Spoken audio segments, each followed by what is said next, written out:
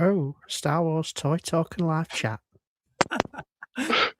Why is nothing on screen? What the fuck's going on? Jesus, wept. So we're off to a Hello, everyone. flying start, lads. They've finally taken us off the air for talking too much shit about TVC. Oh, what a day. What's happening? This is awkward as AF. What is going on here? Oh, Breakfast. Hey! Bloody hell. There's a bit of delay on that. Somebody put fucking 50p in the meter.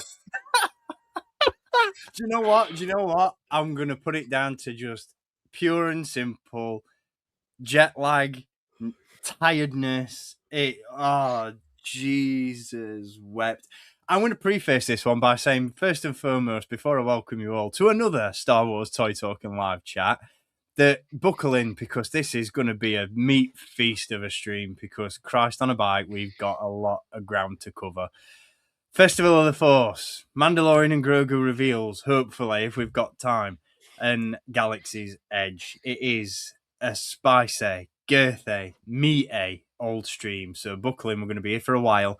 We've got lots to talk about, but as always, thank you very much for joining us. It has been a while, because as you will, of course, know if you follow me on Instagram or socials, I've been off on a little jaunt. Nowhere particularly special, but, you know, I've been on my travels, and we've been out on some little adventures of our own as well as a trio. So we're going to get into it all, because we've got a lot of stuff to recap. But first and foremost, now that we're on screen, let's welcome everybody in the chat. We have got Courtney's Cantina with us.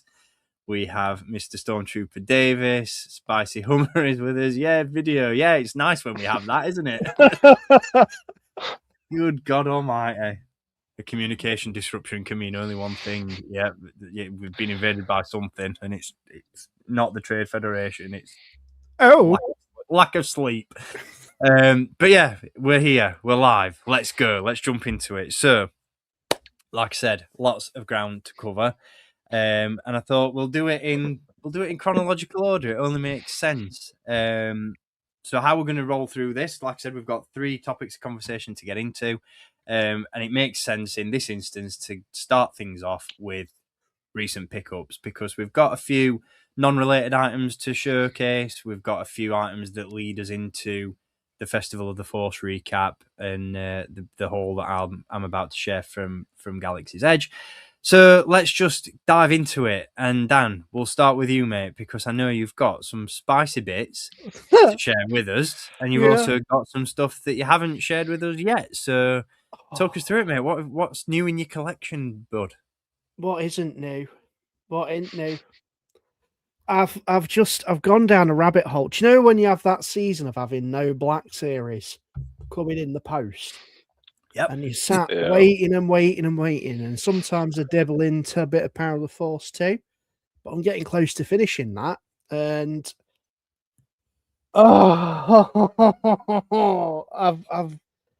I've been doing reviews on a certain toy line that I didn't pick up as a kid, but I always saw on the shelves, and I'm like, oh, these are so cool. I never got them. And you can get them for really good prices considering the age. There's still like the odd rarity within the line, but for the most part, you can get a few bits for a good price. And there's someone on eBay who keeps giving me offers, and it's not going well, lads. I'm not gonna lie. So first and foremost, it's the Lord of the Rings Toy Biz line of figures, and I can hear Steve yawning at this point. Oh, thank God my ears have finally popped a week later. There we go, mate. They're going to pop even more in a minute, because we've got Arwen and a wounded Frodo on Asphalov, and a clip-de-clop. Wow, that's fucking great. Yeah, it does the clip-de-clop the action. And this is one of the rarer ones. Like, flipping heck, she's fallen off her ass. These These, this particular one, really hard to find. And all of a sudden, they're quite easy. It's a weird thing. Sometimes they're hard to find, then it's easy to find, and it's not. I can't keep up with it. Everything's falling everywhere now. Jesus Christ. So I got that one. Welcome to the live stream of chaos, folks. If you're into the business of horses, then I'm in the business for you, because I've got Legolas with his horse, and he clippity cloppity clippity cloppity clippity clop.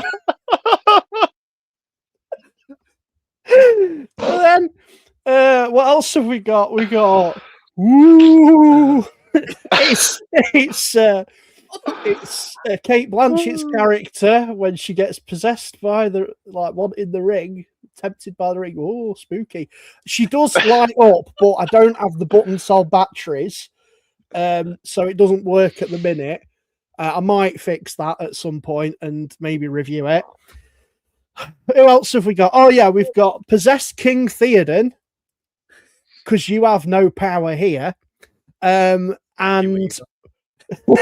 yeah, Jackie Weaver, you have no authority whatsoever. And that's it. He's really cool. I love this one because it's such a weird one that they put in the line. We've got Wormtongue, the creepy dude, the creepy little advisor. I told you to take his stuff. That's the one. He's got a little napkin as well to, I don't know. It's a weird little accessory but that's quite fun. And then I've got these two for a steal for £8 because this one had a crack in his neck. And I was like, I could live with that, but he's got a little crack in his neck. You can barely tell. I can't get the right. There it is. You just see just there. But I got him for £8 with Eomer, because that's King Theoden. There's Eomer. He's meant to have a sword slash attack, but because these figures are old as fuck, he doesn't do that anymore. So he's just a kind of creaky stab. So yeah, I've got some stuff. Just for those who are tuning in a little bit late, welcome to Lord of the Rings Toy Talking live chat. Yeah, we're not doing Star Wars anymore because apparently slight change of pace this week. Yeah. Toy horse and chat. Way. Stop horsing about. I just love toy lines when they do the dumbest fucking background characters, because Frodo injured on the horse was just what everyone wanted. That was not on my bingo card for today. My favourite one, and if you haven't seen my review on it, bit of a plug to my YouTube channel, check out my Lord of the Rings playlist. The best one on that channel, on my channel, review-wise, in terms of that playlist, is the Sauron figure. The Eye of Sauron. They did the Eye of Sauron, and it's just the biggest piece of shit. But I love it.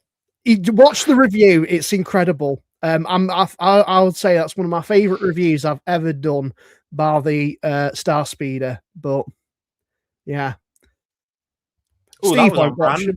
That was on brand, wasn't it? There we go. Segue into that motherfucker. There we go. Look at me. If we're gonna segue it back to Star Wars, then I did get Robert Fett and the other new figures in that have finally fucking got the arses over here. I know. So, talk about a long wait. Bloody hell. Yeah. Is that all your pickups, or have you got more? Well, I got the other two that you're going to show, brother. So I'll let you show. Finally, she's here. Well, they're both here. We've got. So I didn't do what you did and pre-ordered the full set. I just cherry picked the ones that I want. I did get the Jules Invader. I think I mentioned that on the last stream, and that came in what feels like months ago now. Because it feels like I've been waiting forever for these, but we've finally got Ventress in Bounty Hunter disguise, which looks absolutely killer. Another shameless little plug to James's channel. Go and check out RoboQuiff Collects for reviews on these if you've not seen them already. Link down below in the video description. See, we're a proper YouTube channel. We don't just sit and talk about Lord of the Rings and start live streams with blank screens.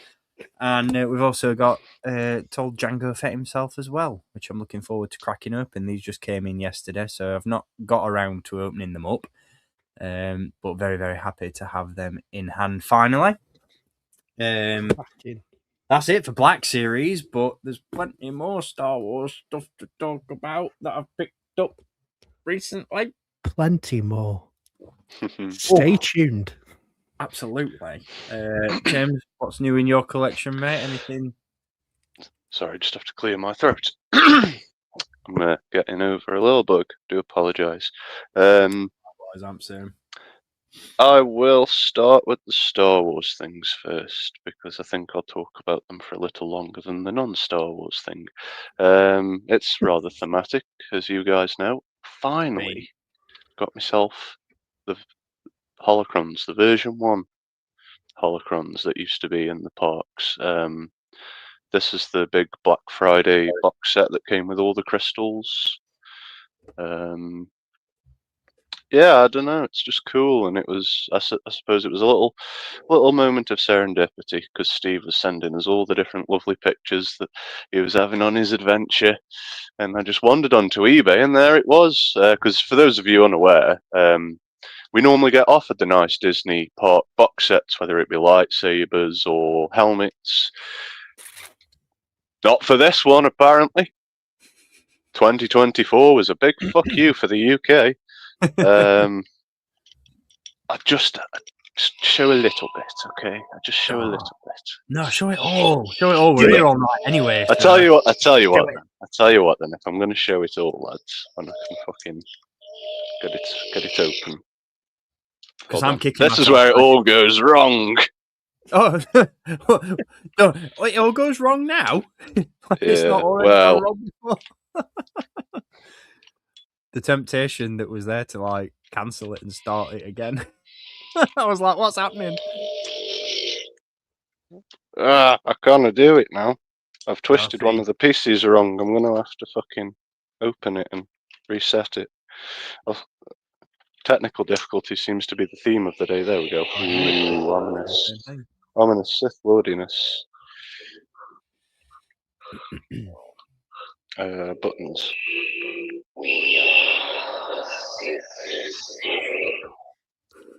Okay, that's all I'll show, because I'll just get carried away. I'm here for it. My next thing. So it's sort of related to Star Wars. It's one of those, if you know, you know. But I got a rather lovely box set that I've had on pre-order since October last year. Was it October? No, August last year. I fucking waited forever for this bloody thing. This little show was a massive part of my growing up, and it could possibly be like the first sort of franchise that I got into. You know, this is fun. Oh wow! Yeah. So this is the Thunderbirds 60th anniversary box set, containing all episodes of the classic series and lots of nice posters. And if you know, then George Lucas was a big fan of Thunderbirds. Yep. And for all those people on the internet that constantly question the shape of Count Dooku's face in the Clone Wars, it's because the character models for the first 2 seasons were based on the puppets used in this. Yep. You're welcome. There you go. That's class. So that's it, really. That's all I've got. Nice little tie-in, to be fair. A little bit of trivia for you to kick things off. I'm here for that. Let's go. Right, how much time have we got? Because bleeding hellfire. So, yeah, like I said, if you're joining us a little bit later, then and you don't already know, I've been on a little trip. I have jumped into the Millennium Falcon, punched it, jumped to hyperspace, and made my first visit to Batuu, Galaxy's Edge, in Walt Disney World in Florida. And I'll get into the experience itself a little bit later on, because like as depressing as this week has been and the come down that I've been on, it's do you know what, I can't process thoughts, feelings. I'm not on this earth at the minute. But like I said, yeah, we'll get into the experience itself in a bit, because I've got pictures and stuff to share. But the whole the haul, if you've not already seen it on Instagram, was because I said to you guys, didn't I? I had this like sickening feeling in the bottom of my stomach that, you know, I'd go away and I'd pick all this stuff up and then I'd get it all back and I'd be like, oh, do you know what? I've got regrets that I didn't pick this up. I would really wish I'd picked that up, or, you know, they'd just be, I'd feel like I didn't get the full amount. Like, not to say that the whole thing relied on material objects, but, you know, I had a feeling that I'd come back. So my goal with the haul from Galaxy's Edge was to put together a Galaxy's Edge diverted shelf in my collection.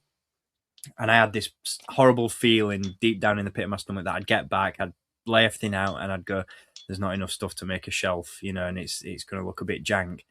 But safe to say, I am very, very satisfied with everything that I picked up. I have shared it on Instagram in picture form, so if you've already seen it, you'll know what to expect to a degree.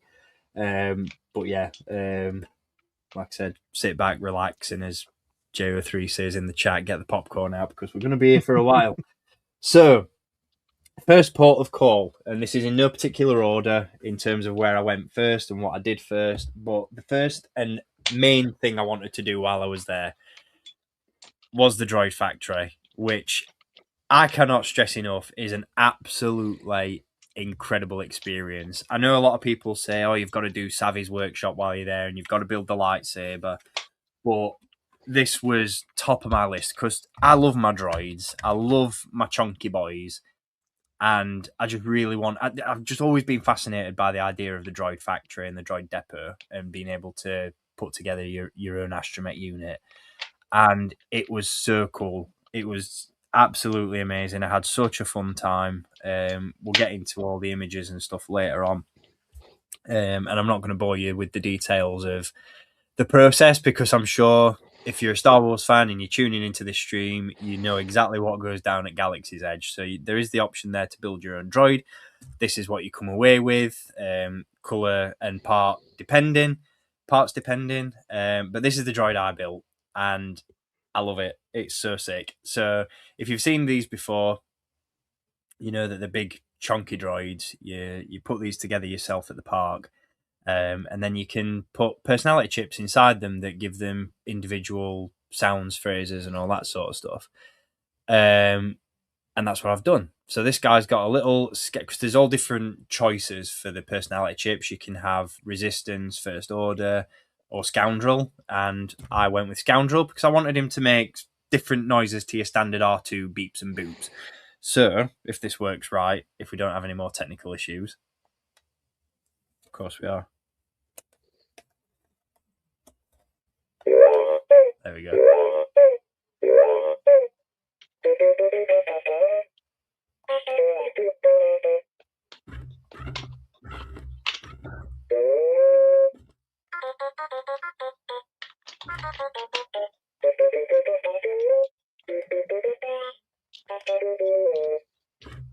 And I didn't know what sounds it'd make until I put it in.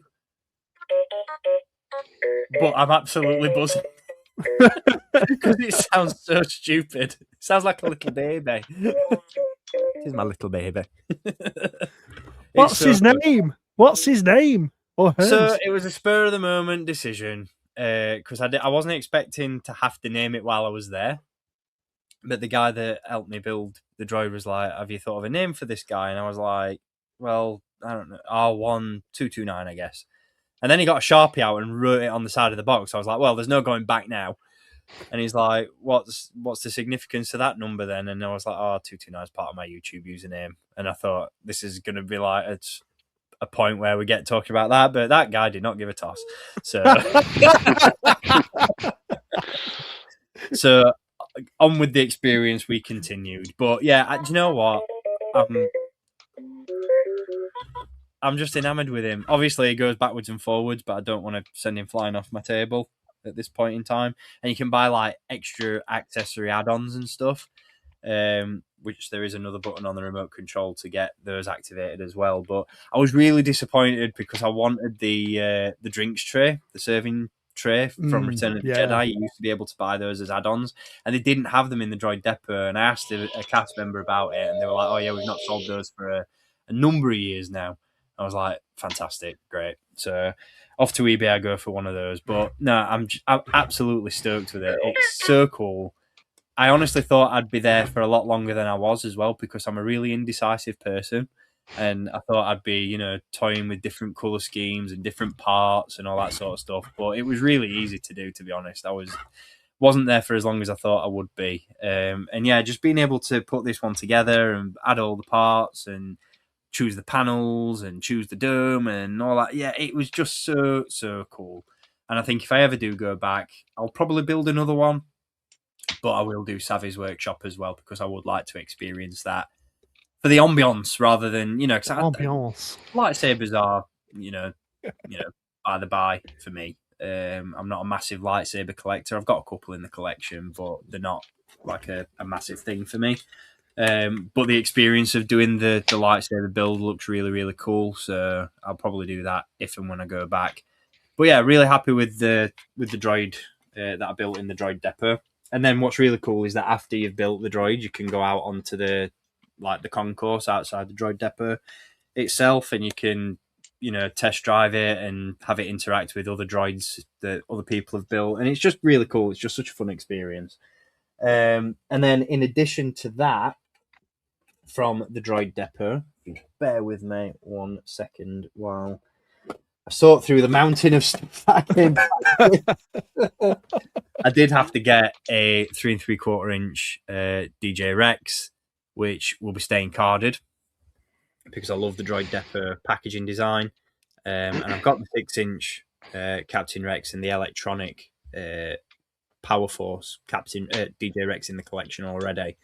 So just as like a little souvenir from the park and from the droid depot itself, I thought this would be quite a cool one to have. And what's really cool about it as well is that it's the same as the other droid factory figures that Disney do, in the sense that you can interchange all the parts with other droids in the line, which I didn't realise. So if you did pick this up and you opened it up for yourself, you could take all the parts off and add them to Astromechs and really make some really weird and wonderful designs with it. So really, really cool. DJ Rex, obviously, for those who don't know, is the DJ in the Cantina, Ogre's Cantina on Batuu.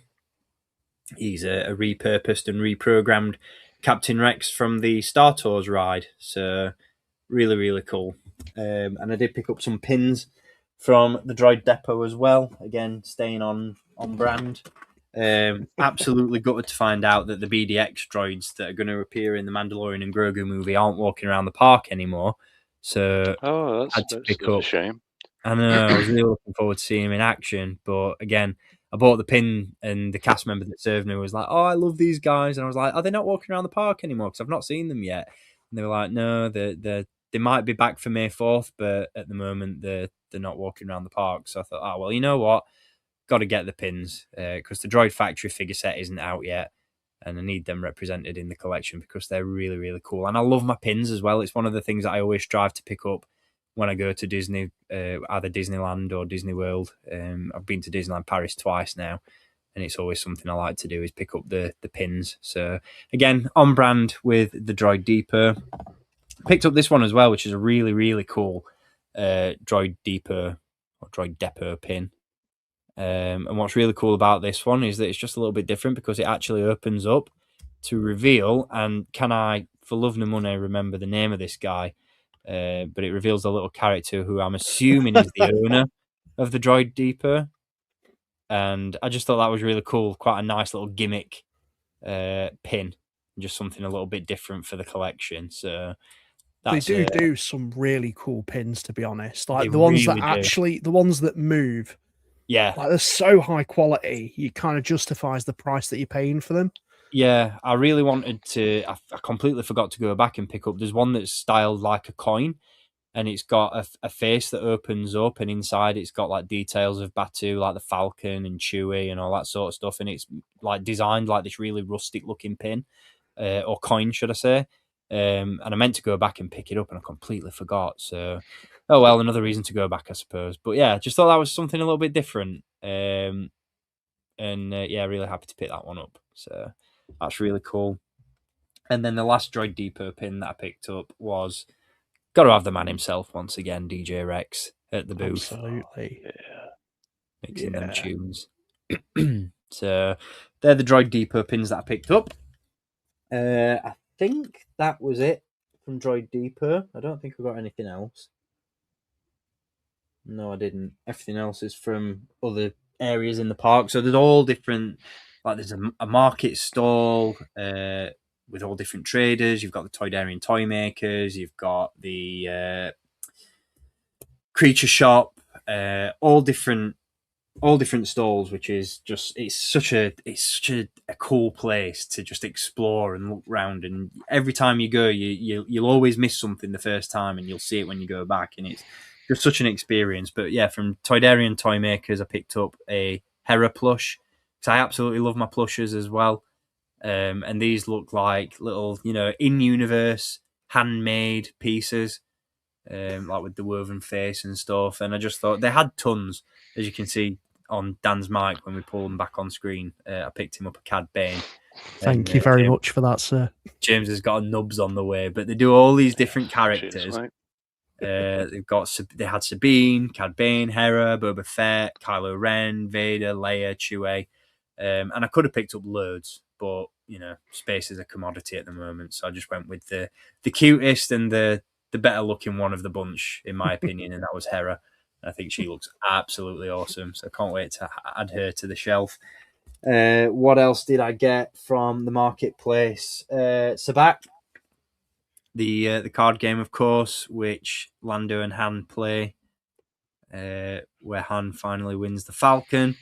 Dan has already picked up this from a previous Star Wars Fan Fun Day event that we went Dan to. picked this up and he spent an arm and a leg for it.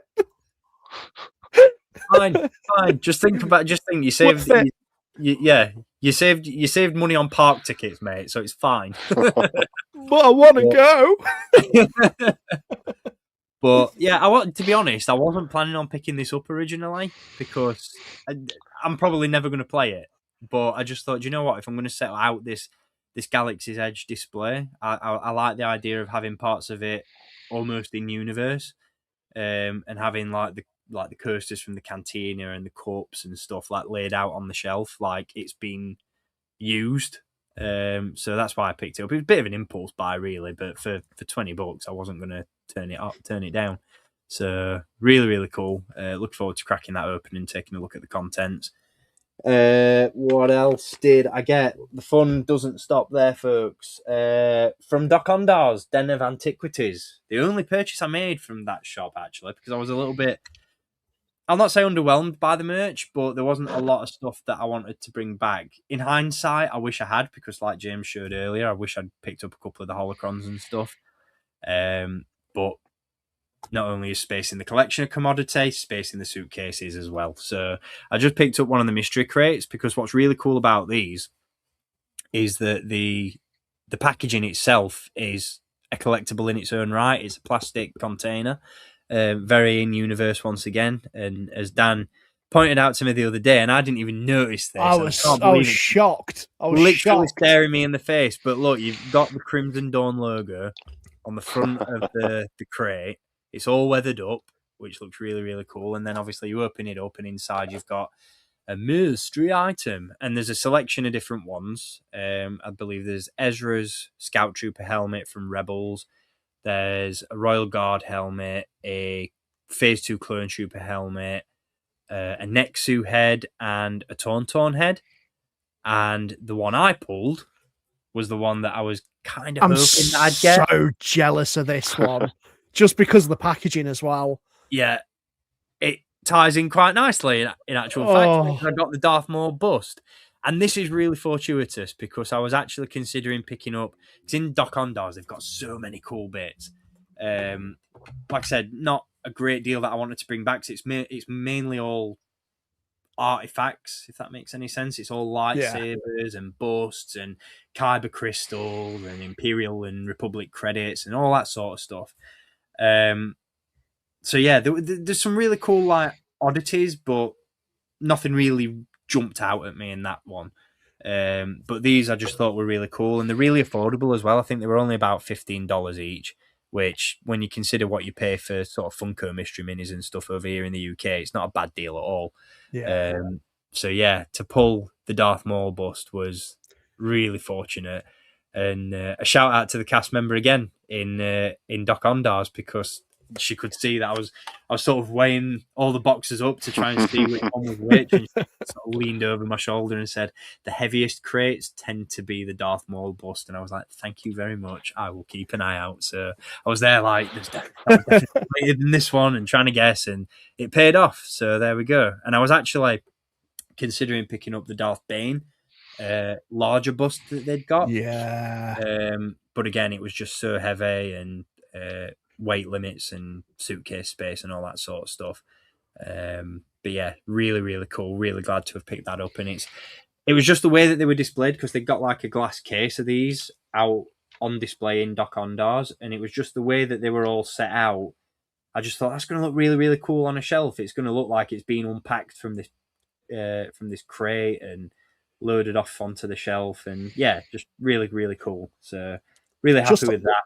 Just on the topic of Doc Ondar's though, Steve, because I think something that I love about that store, or that particular one, is it's so in universe. It's not the sort of place where you'd go and buy everything. Like, you know, I'm sure there's some fans out there that would, but for people who are going on a holiday, they're a big Star Wars fan, they'll pick out one special thing from Doc Ondar's and bring it home, depending on like luggage size. I love that about the parks, just how they're all themed to like a specific sort of niche. It's really cool. Yeah, that's it. I mean, like I said, the creature shop, for example, has got it's basically an in-universe Star Wars pet shop. So you've got loft cats, you've got porgs, you've got Kowakian monkey lizards, you know, you've got all these different creatures that you can buy, Nyx from Outlaws, Nexus, all that sort of thing. It's like I said, it's an in-universe pet shop. And then you've got, I think it's Jedi Outfitters, which sell clothing, and it's all in-universe clothing. So it's Jedi robes, it's belts, it's belt clips, it's jackets, it's all that sort of thing. And then you've got Toydarian Toymakers, which is all, again, in-universe sort of handmade toys. There's one we made earlier. I love him so much. I don't know where I've put Nubs to show him on screen. We'll pull him up later. But yeah, it's just everything, like you said, everything is on theme and in universe. And that was the thing with the mystery crate. I couldn't go in Doc Ondar's and not bring anything back. One of the things I really would have loved to have brought back if I had the space was they had a full-size Cantina that actually opened up and you could use as storage, made sounds and all that sort of thing. So cool. And they had helmets. They had the Ren helmet from the Rise of Kylo Ren comic book. It was just so cool. And then everything that's around Doc Ondar's as well is just, it's a feast for the eyes. It really is. It's just absolutely unreal. But the fun doesn't stop there, because I almost forgot, from Toydarian Toymakers, in addition to the Hera plush that I picked up, and I know if Nate's still in the chat, he's going to love this. Yes. And I must admit, slight disappointment that it's not actual wood, it's a plastic toy, but I'm still buzzing with it because it's just so stupid. It's so dumb, but it's so cool.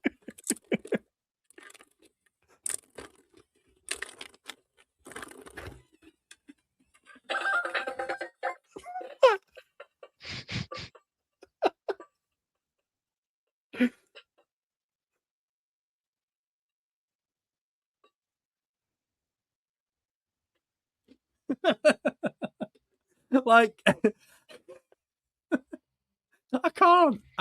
It's just ridiculous. It comes with articulated ears. It features a swivel of shoulders. Nah, it's one of those things. I saw it pop up on my Instagram feed a few weeks before I went.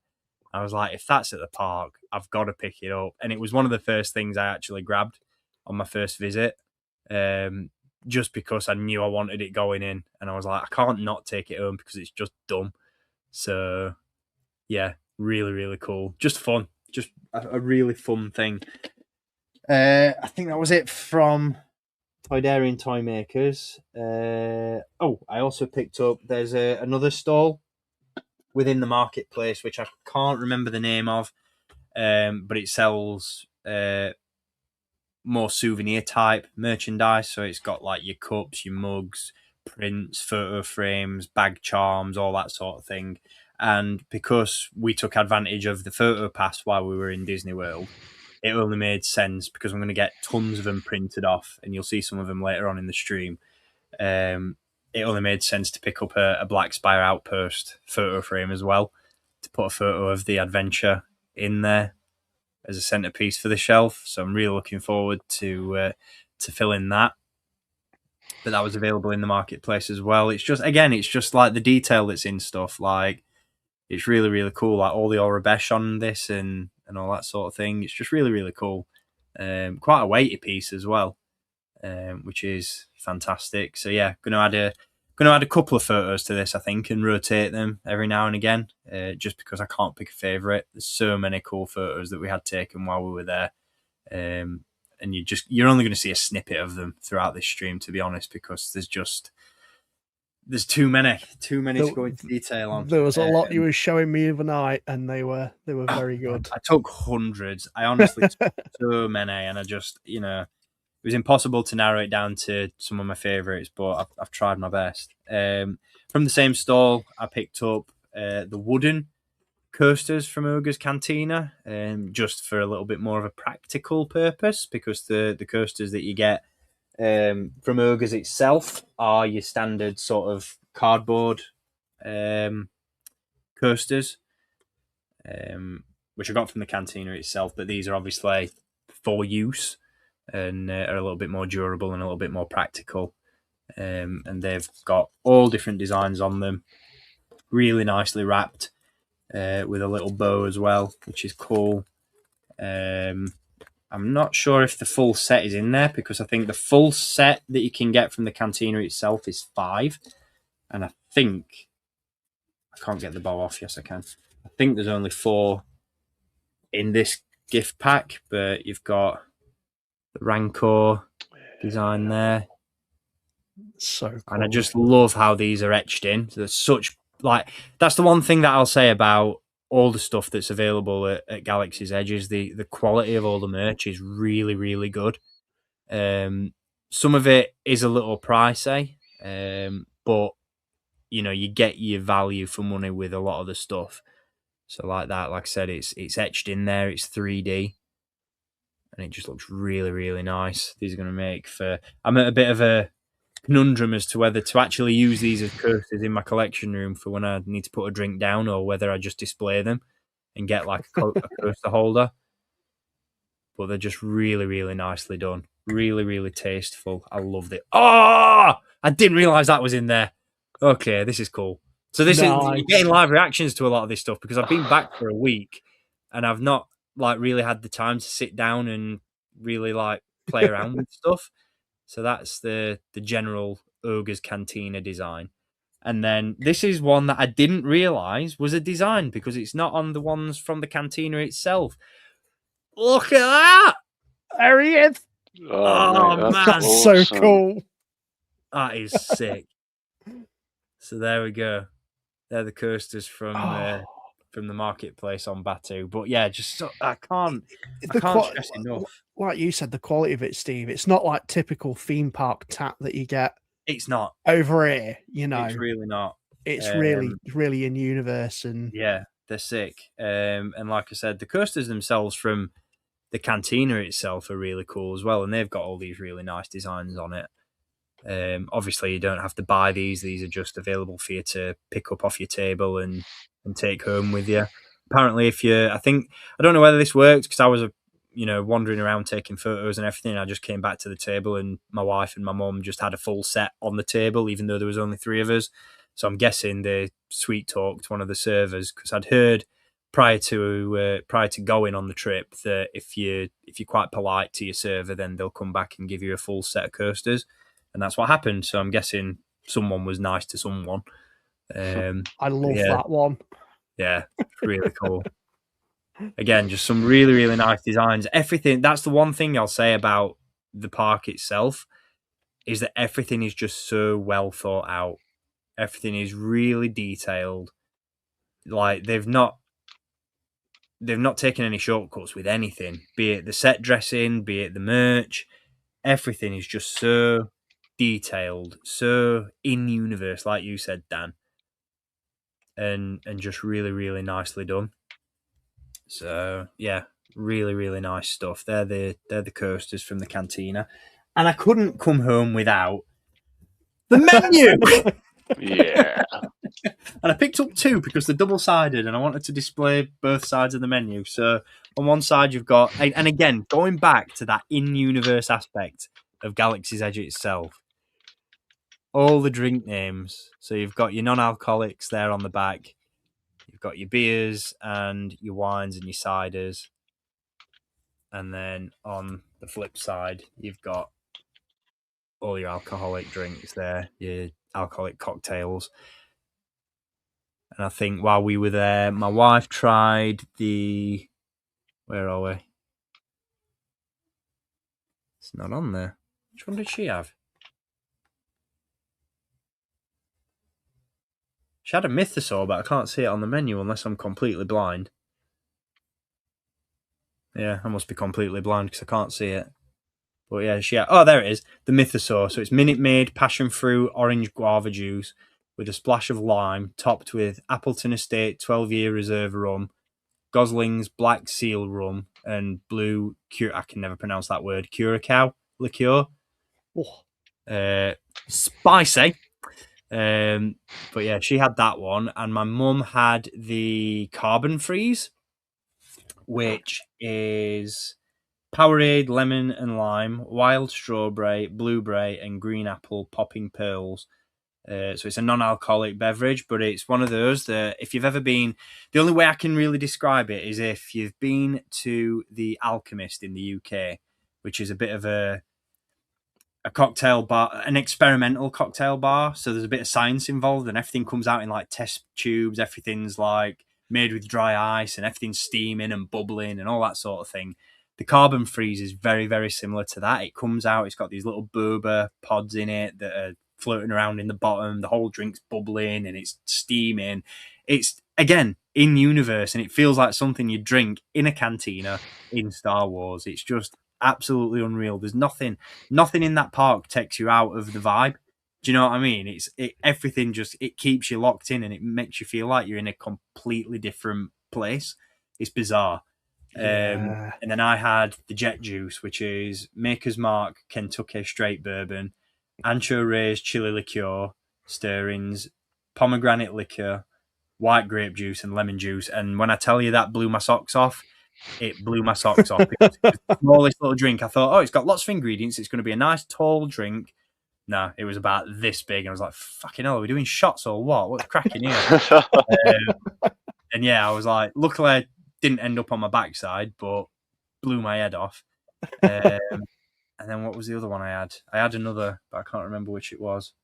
Oh, the Cliff Dweller. That was the other non-alcoholic drink that I had, and that was citrus juice, coconut, and hibiscus grenadine, and ginger ale. So there's such a cool mix of food and drink on this menu, and it just, again, the menu design itself is in universe, and it just takes you to that place. Yeah. It's just so good, so good. And as you can see from the menu graphics, you can get souvenir tikis as well. There's a Lothcat one and a Battle of Endor one. And naturally, as a cat lover, I couldn't not get the Lothcat TK, which again, you talk about that product quality. It's like a pot ceramic TK. It's not plastic. It's not lightweight. It's heavy. And I was under the impression that because on the menu it says, certain drinks are served with this cup, I was like, oh, it's going to come out in the cup. But they bring you the beverage, and they actually bring you this out packed up in styrofoam in a cardboard box, so it's undamaged, untouched, and easy to transport back home. And I'm absolutely buzzing with it. It's so cool. It just looks awesome. And it's, when you sent a picture of that, I had no idea that it was actually a cup. Dan said the same thing. He was like, oh, you're a statue, but yeah, look, you're not going to get much in it. But Yeah, and it won't be getting used, but as a display piece, it just looks awesome. And again, That's like I so said, with that cool. in-universe factor, it's like chiseled out of stone. It's just, yeah, absolutely incredible. Such good shit.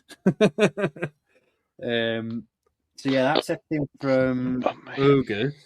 On the topic of beverages and food and drink, you can't go all the way to Batuu Absolutely. and not pick up the soda bottles, the famous soda bottles. So we've got a Diet Coke, we've got a Sprite, and we've got a regular Coke, which is again just so cool. You know, designed like little thermal detonators.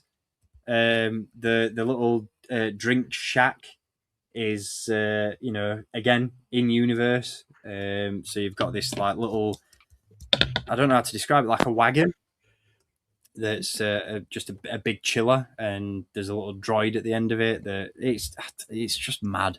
It's a bit like the ferry things that you see in The Mandalorian, isn't it? Like the It's ferry similar. droids. It's similar. Mm. But again, this was one of the first things I went and picked up because I was just like, it's something that I knew I had to get. So I just went straight to the vendor, just said, one of each of the soda bottles, please. I thought he'd better bet he hears that multiple times a day. What else did I come back with? We're getting down it. We're nearly there. Promise. From Tatooine Traders. Because I almost forgot, I didn't pick up the DJ Rex figure from the Droid Depot. I got it from Tatooine Traders when you get off of Star Tours. So Star Tours is located outside Galaxy's Edge. It's not actually in it, as it was obviously there before. It predates Galaxy's Edge. But once you get off the ride and you walk into the gift shop, tons of Star Wars stuff. And I had to pick up this die-cut magnet, which is shaped like a Star Tours boarding pass. And again, detail on it. You know, you've got gate numbers, locations, seat numbers. It's just one of those things like, I'm not going to be using this as a magnet. I'm just going to have it, laid on the shelf with all the other merch. But it's just such a cool thing. Just like a nice little memento, because I love Star Tours. Another thing I picked up, Star Tours crew jacket. It's got the logo on the back. It's sick. I've been wanting one for years, and they've never sold them at Disneyland Paris, as far as I'm aware, at least not when I've been. So finally glad to get one of those as well. But yeah, I just love Star Tours. It's such a cool ride, such a cool experience. As much merch as I can get from that is always welcome. In addition, on the very last day of my holiday, because they've got quite a lot of merch, but it's all like your usual Disney parks tat. A lot of it is anyway. It's your little shoulder plushies and your wind up toys and like your swirly light sticks, not lightsabers, but the typical theme park stuff.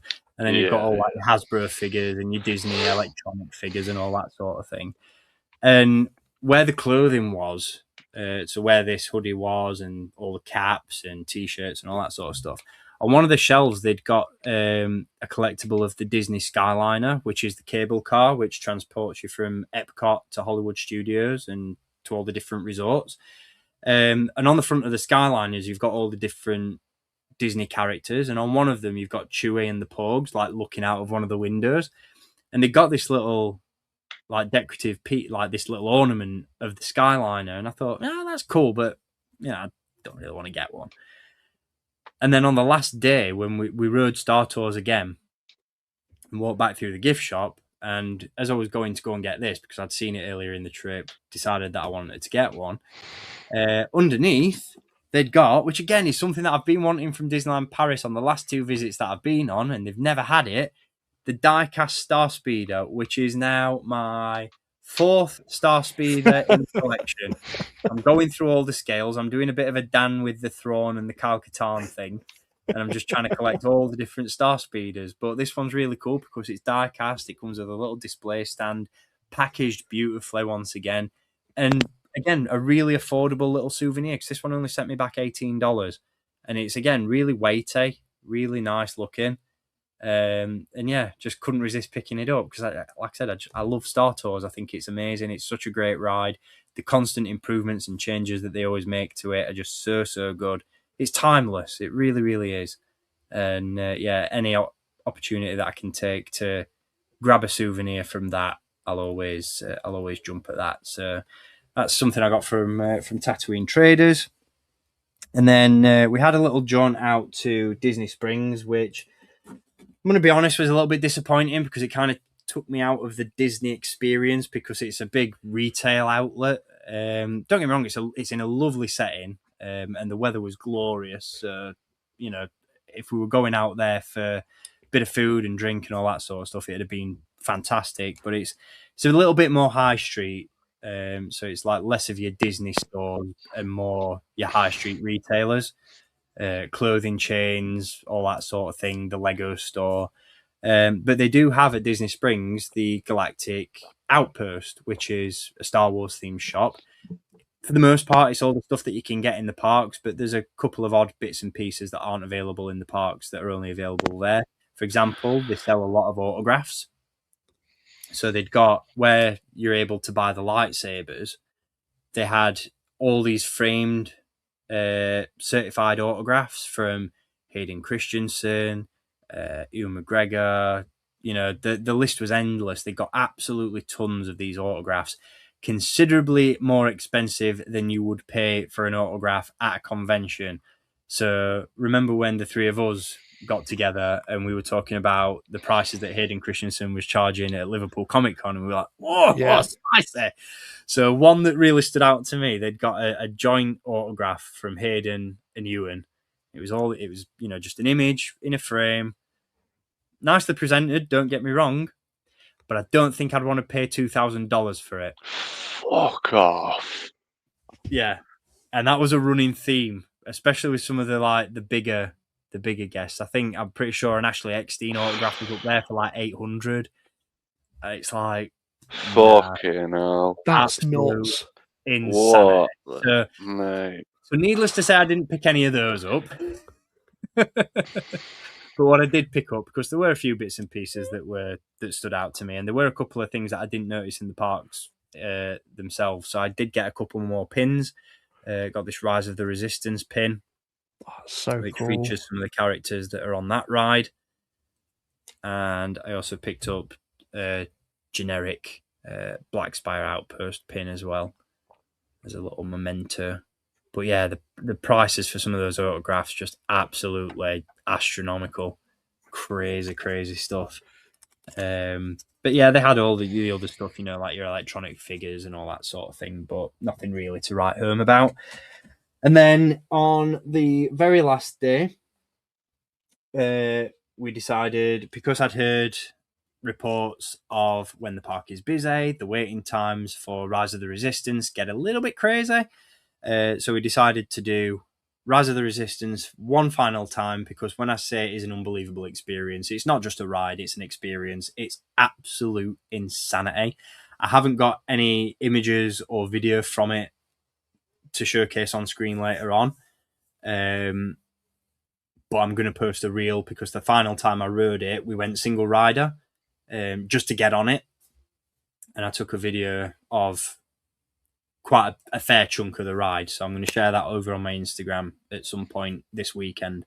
But again, once you come off that ride, you're back out into the park, and there are little vendors outside the exit selling Resistance and First Order themed merch. And one of the things that I was really, really happy to see, because I thought it was gone and I'd not seen it anywhere else, and it's the dice, the Han Solo dice, which I'm absolutely buzzing about, because James later told me that it's the first time in 4 years that these have been restocked at Galaxy's Edge. They've been out of stock for a long time. And so the week that I happened to go, they came back in stock, and I was absolutely over the moon to find these, because they're a little trinket, they're not an impressive droid or anything like that, but they're just, I don't know, there's a weird feeling around these. It's just, I don't know. It's like I said, it's just a trinket, but it's so cool. I mean, they're made of metal. They're really weighty. Again, going back to that quality aspect. And I was just buzzing to find them because they're just so cool. That's one of the things that I was really taken back by, actually, is how few of the smaller items they had available. So I was hoping, because me and Dan had talked about it prior to me going out there, that they'd have the chance cubes in the little net bags. Yeah. Just little weird trinkets like that. I was really hoping to pick up quite a few more of, and there was a bit of a lack of those. So to find the dice, I was really, really happy about that. And to keep on theme as well, with the dice and with the Falcon, I had to pick up, finally, last but not least, the Micro Galaxy Squadron Batuu exclusive Millennium Falcon, which I'm undecided as to whether or not to open or keep it in box, because I love the fact that the box graphics are specific to Galaxy's Edge. And again, it's just everything I picked up, I just wanted to be a souvenir and a memento from what was an absolutely incredible trip. And, I think opening this up, it almost kind of just becomes another Millennium Falcon. Yeah. Whereas in box, with all the graphics and like the characters as well that are included with it, so you've got Chewie, Hondo, R5PA, and V Murade. The fact that the characters are park specific as well, I just love the presentation of it, and I think it looks absolutely fantastic. So again, as a display piece on the Galaxy's Edge shelf, the incoming Batuu display, I think it just makes a lot of sense just to keep this one in the packaging. But keep it boxed. Ignore what I said the other night. Keep it boxed. Yeah, I think I'm going to. Honestly, the figures are just going to get lost in the cockpit. And yeah, precisely. Yeah, so no, keep it as I'll be honest, it's not something I was planning on picking up, but I wanted to get something Falcon related, because obviously it's a big part of the park. It's a big part of Galaxy's Edge.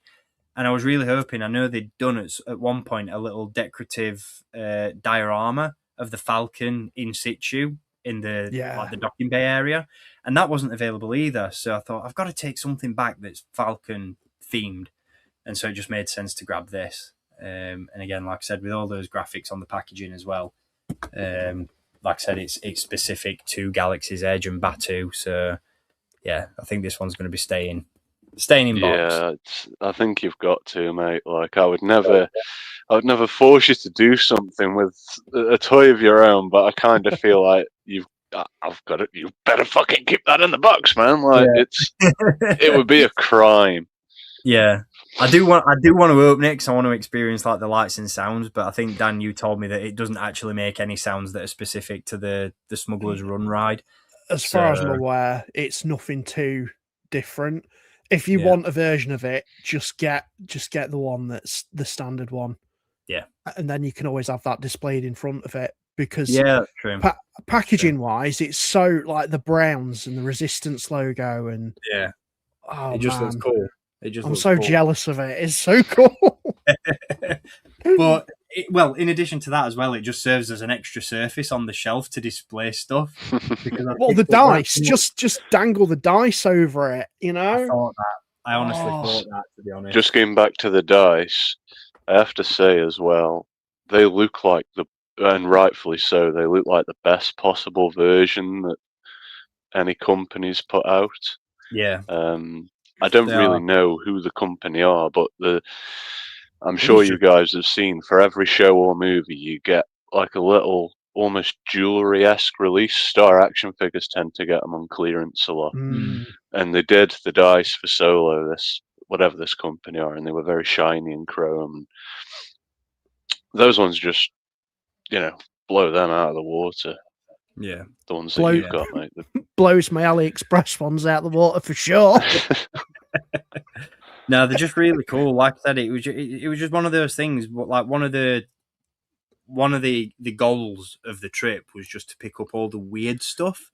I didn't want to come back with Black Series figures and Hasbro products, and do you know what I mean? I wanted to come back with the weird and the whimsy and all that sort of thing, and that's why I kind of, I had this sort of focus of, I need to get little trinkets like that. I need to get the bottles. I need to get the tikis. I need to get the busts. I need to get Star Tours merch. I just want to get stuff that's really specific to the park kind of thing, you know, so that it was just this celebration of, like I said, what was just an absolutely incredible trip. And on the subject of the Falcon, one thing I almost forgot to showcase. So last but not least, once again, inside the Magic Kingdom, there is a Christmas shop.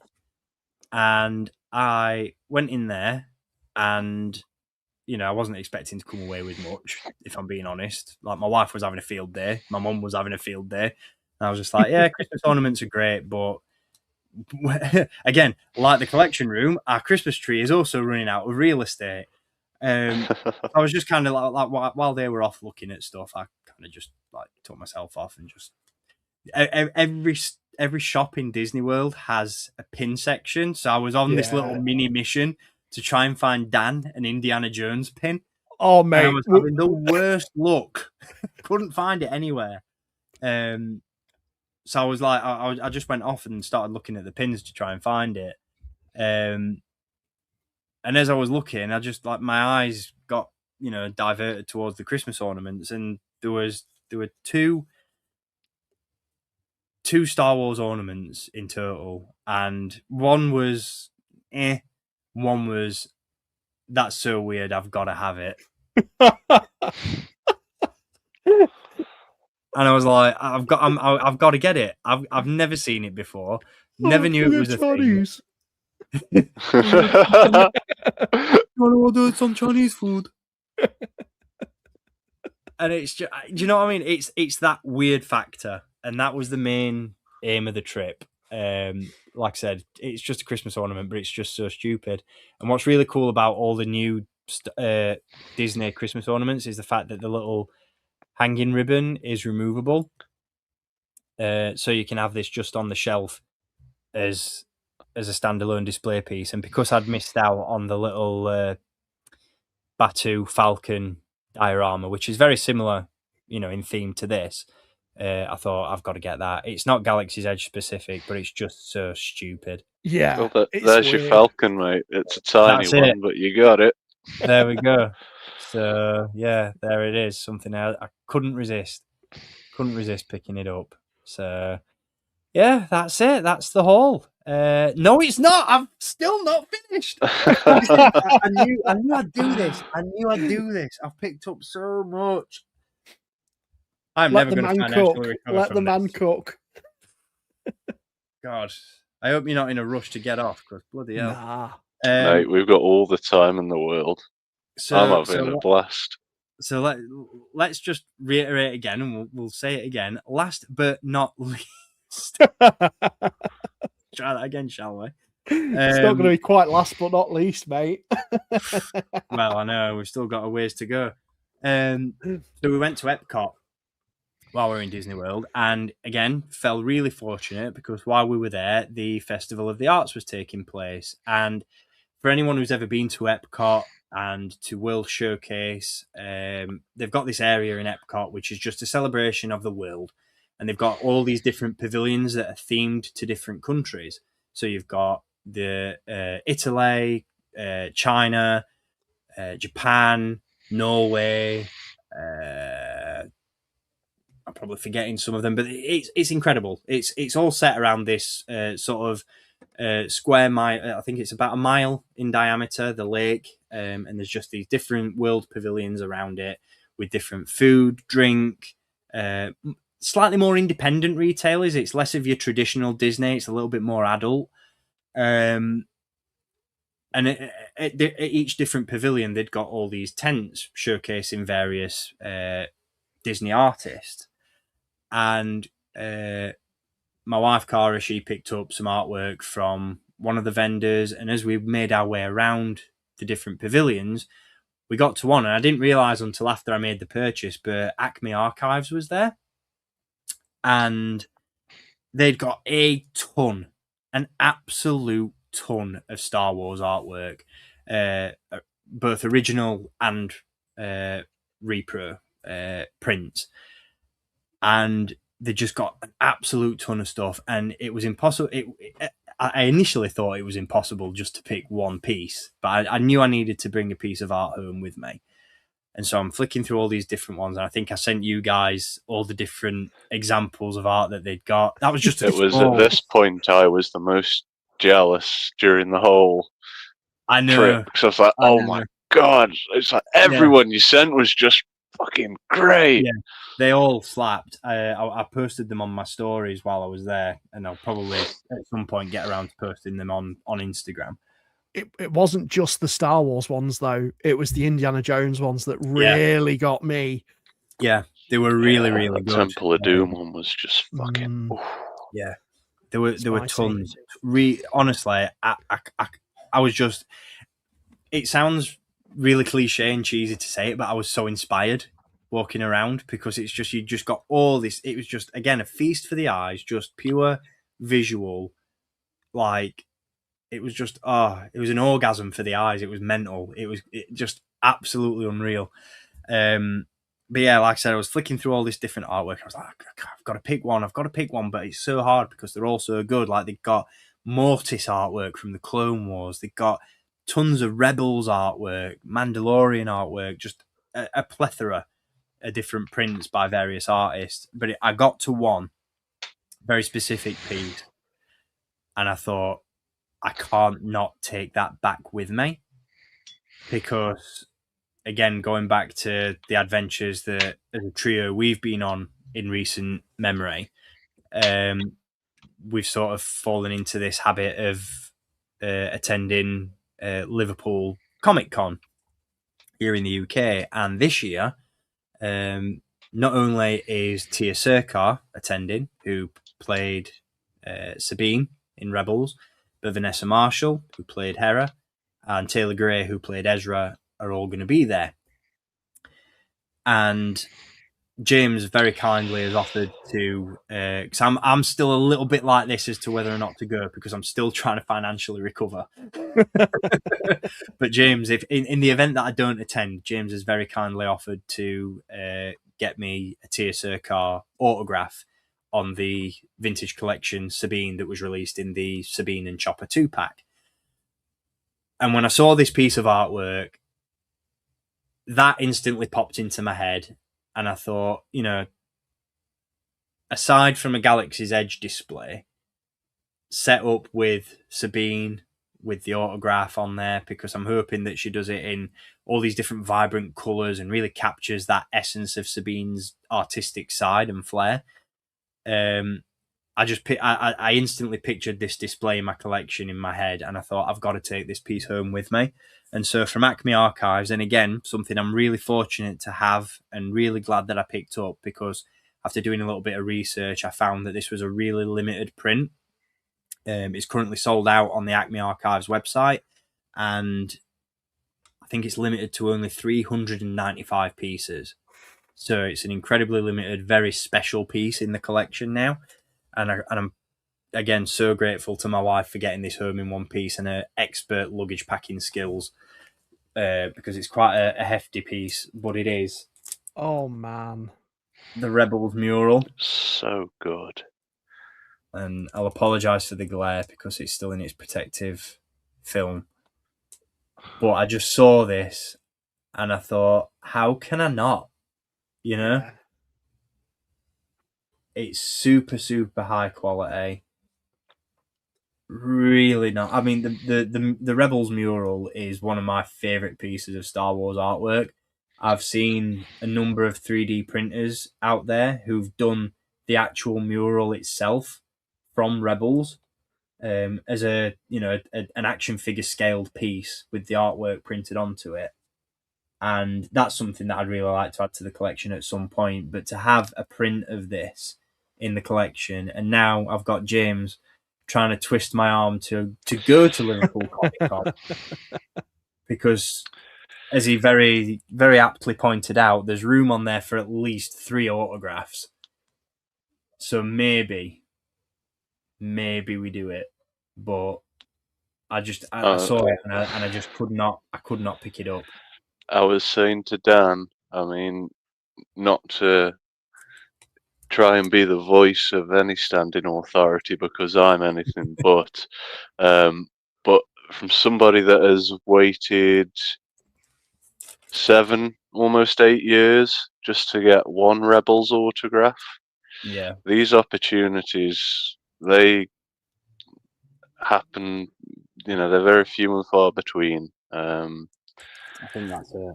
But I can see the for and against argument because it would look great with signatures on, but it looks great as it is, mate. Like, That's Yeah. it. it's so fucking good. I am a little bit of war with myself as to what to do with it. I'm obviously going to get it framed up and displayed somewhere. I don't know where, but it's going somewhere. I'm determined. But yeah, I just think as just a background piece, like I'm going to get it framed hopefully with one of the stands at the back, so I can, rather than having it hung on the wall, I can have it on a shelf and have stuff set out in front of it. But yeah, I'm not entirely sure what to do yet. But it was unreal. It was just one of those things. I just saw it and I was like, that's got to be the one. There were so many other original pieces of art, but that was the one. It struck me and I was like, I can't not get it. So I instantly took it out of the rack that it was on, and it, instant gut decision. And I'm really glad that I was able to get it. But it's not the only piece of artwork I got from Epcot, because I could have got loads. But there was one piece that also instantly grabbed my attention because I originally thought that it was a print that we'll touch on later in this stream that James has added to his collection, and I'll let him tell the story of that one. But I saw it and I was like, that's the print, which I then later realised it wasn't. It was by a different artist known as Shane Grammer, and they got it as an original painting and as a print. But again, budget, wall space, real estate. But I couldn't not get it because it's such a striking image. And so thankfully they were selling it in postcard format. So I got this little postcard of the Warrior's Glow, which is original artwork by, again, Shane Grammer, which I'll probably pop in a little frame and get that on display somewhere in the collection as well. But yeah, just such a striking image, really, really cool piece of art. Again, couldn't not come home with it. So that is my haul from Galaxy's Edge. I promise I am done. I am finished. That is it. We're only an hour and 15 in, but I've just noticed before we wrap up on that front and get into Festival of the Force, Republic Commando 1164 in the chat. We get it, you like the park, but how much was the price of a pint? we've got RC asking the important questions. So yeah, pints were quite expensive, let's put it that way. I think on average you were looking at about $12-$14 depending on what you drink. So I was tactical when it came to my drinking because I did have, I don't even think they measure in pints over in the States. It's weird measurements. But I was drinking flights because the flights, you got like 3 or 4 smaller beers, different beers, and they were like the same price as a full pint or whatever it is they have out there in the States. So I was like, Man. do you know what? It makes more sense to be tactical and try all the different beers that are on the menu, but pay the same as I would for one. So that's what I did. I did it in Jock Wings' Hangar Bar in Disney Springs, the Indiana Jones themed bar. Had the beer flight in there. Really, really nice stuff there. And I did a beer flight in the Baseline Tap, which is a beer house that is just outside Galaxy's Edge in Hollywood Studios. Just as you're about to walk into the entrance of Galaxy's Edge, it's there on the right hand side, and really, really cool as well. And I got ID'd, which was fantastic. It's always a plus when you look younger than you are. So there we go. Well, you're a Disney mate. You must have felt it as well. My inner child was visible on the outside that entire week. So, not to call you out, but did the sun by any chance catch you whilst you were out there, Steve? Because you're looking rather pink on on screen. Mate, it was 30 degrees. So yes, the sun got me. I mean, I remembered to keep applying, but bloody hell, it was hot. I mean, the first 2 days we were out there, we really, really copped for it, because not only was it absolutely boiling hot, but the park was packed. So we weren't too tactical in our timing of our trip, because while we were out there, it was the president's birthday, it was Mardi Gras, it was Chinese New Year, and it was another holiday that I can't remember the name of. So there were 4 different holidays going on, and so the first couple of days of our trip were just absolutely insane. It was hot, it was busy. Like I said to you guys in the group chat, it was like dodging baby strollers and electric wheelchairs was an extreme sport. That made me sweat. Man, it was just absolute chaos. But the biggest takeaway from it, because I'd gone into this trip with this sort of preconception that I'm not going to get to do everything that I want to do. You know, I'd heard the horror stories of, you know, breakdowns on the rides and long wait times and, you know, all this sort of stuff. And I just thought, you know what? I'm just resigning myself to the fact that if I can't do everything, it's fine. I'm just going to enjoy the experience. And that doesn't just apply to Galaxy's Edge, that applies to Disney World as a whole. But we were really lucky because we got to do everything. I mean, just to keep it on topic and on theme, but when it comes to Galaxy's Edge, the first day we went to Hollywood Studios, you know, I'd got this inner itinerary what I was going to do. I was like, I'm going to walk through the entrance, I'm going to take it all in, and then I'm going to go and see the Falcon, I'm going to drop to my knees, and I'm going to cry. And we walked in, and because we'd stayed at a Disney resort, we'd got the early hours entry. So we were allowed in sort of like half an hour before the peasants. And, so the park was really quiet. So the park was really quiet. And we got into Galaxy's Edge, and it was so tranquil. It was so peaceful. Like, they've got all the sounds and ambience of the park it's a thing on its own. Like, you've got the bird, like, you know, the creatures in the bushes like chirping away, and like speed, like the sound of distant speeders and starships. It's just a really peaceful place. You know, I can't really put it into words. It's just really, like, you could, if the park was empty all the time, you could just lay on the middle of the ground and just follow. It's like ASMR. It's weird, you know.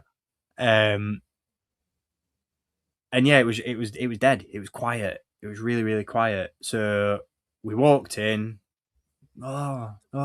taking everything in, and the first thing you come to as you walk into the park is Rise of the Resistance. And so Cara said, "Wait, Rise of the Resistance, wait time is 10 minutes." I was like, well, let's just do that then. Let's do that first. Let's not waste an opportunity. Let's do it. So that's the first thing we did. So itinerary went straight out of the window upon arrival. We went and did Rise of the Resistance, and it was everything I wanted it to be. It was absolutely incredible. Like, the amount of, again, going back to that detail, thought. Like, I've watched videos of Rise of the Resistance. I've watched the Imagineering documentary on Disney Plus about it, and the process of putting the ride together. And I was, nothing really prepares you for it, because it is literally like stepping onto the set of a Star Wars movie. So I'm not going to, like I said, bore you with all the details of the process of the ride, because anyone who's watching probably knows about it. You guys probably are familiar. But the whole process, not just of riding Rise of the Resistance itself, but even standing in line, it's like, it's a story and it's a journey. And even though you're standing in line and your feet are tired and you're ready to drop, you're just taking everything in, because there's detail everywhere you look. Like, you're walking through that queue, and you've got like the cages with all the uniforms in. I didn't send you guys a picture, or I think I did. I might have done, but there's Finn's leaking bag, the Bacta suit in a cage. Wow! No, you mustn't send that. That's awesome. pilot suits, helmets, weapons, data screens, hologram projectors. That you're in it. There's no other way around it. You're in Star Wars. And I was like, I'm reserving my first tears in this park for the Millennium Falcon.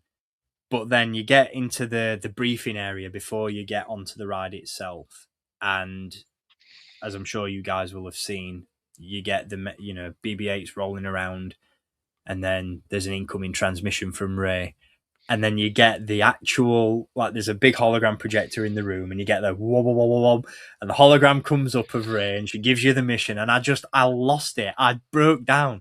I couldn't believe what I was doing, where I was, what I was seeing. I was like, I've seen footage of it. I've seen it on YouTube. I've seen it on TV, and I was like, I'm in the Star Wars. It's mental. And then, like I said, you get on the ride, and then you think, well, that's the best thing about this ride that I'm going to see. And then it's not, because then you get onto the First Order transport. You've got Lieutenant Beck sat at the front. You've got the getting pulled into the tractor beam of the First Order Star Destroyer, then the doors opening, and then you've got the First Order officer bringing you onto the ship. Then you've got the row of stormtroopers in the hangar, fucking TIE fighter in the docking bay. It's like, what is going on? Am I tripping? Am I on shrooms? Because this is nuts. And again, it's like all the ambience of it, the sound effects and all that sort of thing. It's just absolutely crazy. And then you get on the ride, and it's like, honestly, like I said, I'm not going to go into detail about the ride itself, but the one thing that I would say, Steve, is when you were talking to me the other night was the fact that when you were on the ride, because you went on it a couple of times, didn't you? And it's the fact that part of it had kind of broke down, but you didn't notice until you went back again, because you were that immersed in it. Yeah. So the part that wasn't working on the ride when I did it was there's cannons like shooting out of the windows of a Star windows, is that a technical term? The windows of a Star Destroyer. So it's like, all cannons fire! It's that sort of thing. And they're supposed to move. They're supposed to move backwards and forwards as you ride underneath the cannons. But they weren't working. They were lighting up and they were firing, but they weren't moving. And I didn't think anything of it because I didn't know they were supposed to do that. But then I watched a video of it this was one of the things I was doing while I was there. I was just going back and like watching people's haul videos, people's videos of the stalls, making sure I'd not missed any merch. And I watched this video of the ride, and it showed the cannons moving backwards and forwards. And I was like, I don't think that did that when I rode it yesterday. So when we went back, I was looking out for it, and I was like, oh, no, they're not working. But like you said, Dan, it doesn't take you out of it because you don't notice. Yeah. And a couple of I think 2 of the 3 times I rode it, when you get out of the start, when you have the drop and you land back on Batuu in the escape pod, Lieutenant Beck is there as well in another crash ship, and he's supposed to be talking, and you can see the animatronic in the window and the mouth's moving and stuff, but the voice wasn't coming out on 2 of the times that I rode it. But again, it's complete. It's one of those things that you just completely overlook and you completely don't even regard because you're there. You're there. You are not in Florida. You are on Batuu. And I'm going to say this, and it might be a hot take, but to all those people, when Galaxy's Edge was announced and that it was, revealed that we were getting the setting for it was going to be this new planet that we'd never seen before, and it was going to be set in the sequel era, for everyone who sat there and got on their high horse and said, it should have been original trilogy era, it should have been a planet we already know. It doesn't matter at all because it feels like Star Wars. It doesn't matter whether it wouldn't have mattered if it was Tatooine. It wouldn't have mattered if it was Hoth or Coruscant or wherever. You're in Star Wars, right? And that's the most important thing about it, is that it is so immersive. That's the only way I can sum it up, is that you're in it. Yeah. And that's it. And the fact that it's set in the sequel era. And before anybody jumps into the chat, the Florida one is staying in the sequel era, whereas the Galaxy's Edge in Disneyland in California is going to get the reset, and it's going to feature the original trilogy characters and stuff. The fact that it's set in the sequel era, which kind of ties into the last stream we did, really makes me love the sequel trilogy more. And I know I've sat here and I've gotten on my high horse about Rise of Skywalker and how much I despise that film and how things should have played out differently. But for that split second while I was there, I was like, the sequel trilogy is the best trilogy of them all. Because it's like, do you know what I mean? Yeah. Jokes, but like it gives you another level of appreciation for it. The excitement I had on the last day when we were walking around Galaxy's Edge and Rey appeared, and I was like, I completely forgot that she was even here.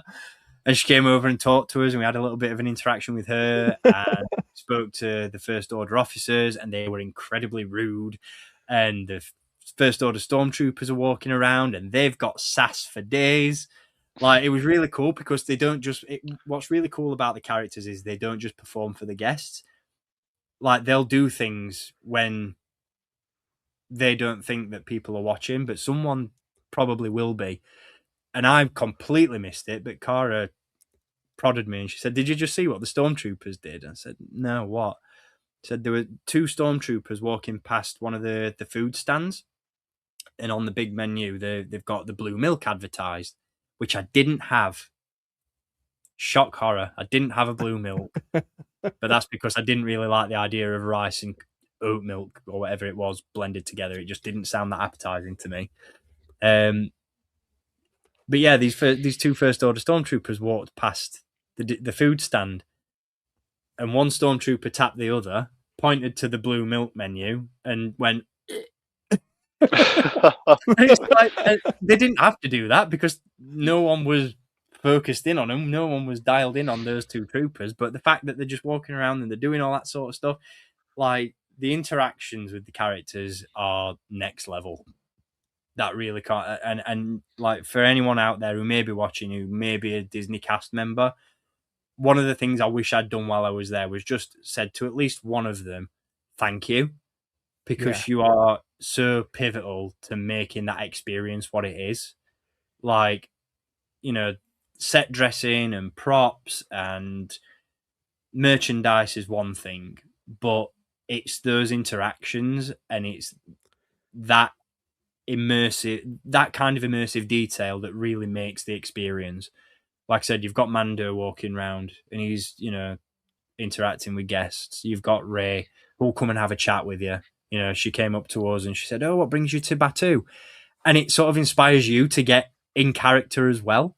Like, you guys know from like the conventions we've done, I have a little bit of social anxiety. And I never really know what to say to people. Like, when we go and meet guests, I'm a bit like, "Oh, what do I say to these guests that they've never heard a million times before? How do I approach someone who I know, but they don't know me?" I'm very, like, conscious of all that sort of thing. But in Disney World, it completely goes out the window. And like I said, Ray came up and said, "What brings you to Batuu?" And I've got all my bags of merch on me. So I'm like, "Oh, a droid." Actually, funnily enough, she says, "A droid, really? You've built a droid while you've been here?" I says, "I have, yeah." She's like, what color is it?" I said, "Oh, it's red and black." She's like, "It's not a First Order operative, is it?" I'm like, no, I made sure he wasn't on the dark side. I said, I gave him a bit of a scoundrel's personality. I said, "So I think he'd be at home on the Falcon." And she's like, "Oh, you'll have to bring him aboard sometime. Have a great day, bright suns." And then walks off, and I'm just like, what?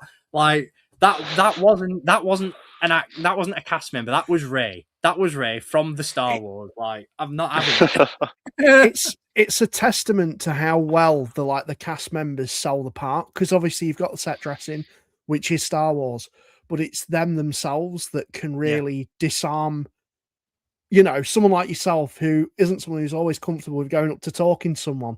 They'll come over and they'll interact with you. Yeah.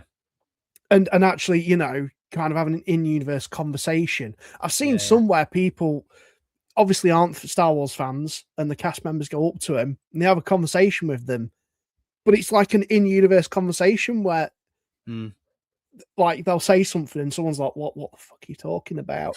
And they're like, oh, haven't you heard? And then they'll explain it, and it's the way how they can bounce off people is just incredible. Yeah, absolutely incredible. It is. It's mad. It's crazy how they it's more than just someone walking around a park. Like I'm sure I have no idea what the cast member training process is like, but there's got to be some like the off the cuff nature of the conversations. It feels so natural. Nothing feels forced. Pardon the pun. Yeah, it's all. It feels so more. Natural. It's more acting than actual acting, if that makes sense. It's not just. It's got a very theatre-esque vibe to it. Yeah, it's like improv. It's like improv. Yeah. It's very, very, like I said, off the cuff. Like, I don't know. It's a completely surreal, but in the best possible way, experience. It sounds like it's medicine. Yeah, it's better than medicine. It's better than drugs. Yeah, no, it's one of those things. I mean, I've like one of the things that's contributed to my post-Disney depression this week has been the fact that I can't stop watching reels on Instagram about Disney World. So I'm just constantly like, and there's people who post the most emotional reels with the most like, tear-jerking music in the background and the most wholesome content. And it's like, do you know what? It really, like, you can say what you will about sort of these, we live in a world at the minute that is, capitalism is such a poisonous and divisive thing. And I've seen a lot of discourse around companies like Disney who, this multi-billion-dollar organization, their ethics haven't always been in the right place as it pertains to certain attitudes and things like that. And I've seen a lot of people say, how can you be like, not to use this term in a derogatory sense because I don't believe in it, but how can you be so woke but support a company like Disney? And I see that argument, I really do, right?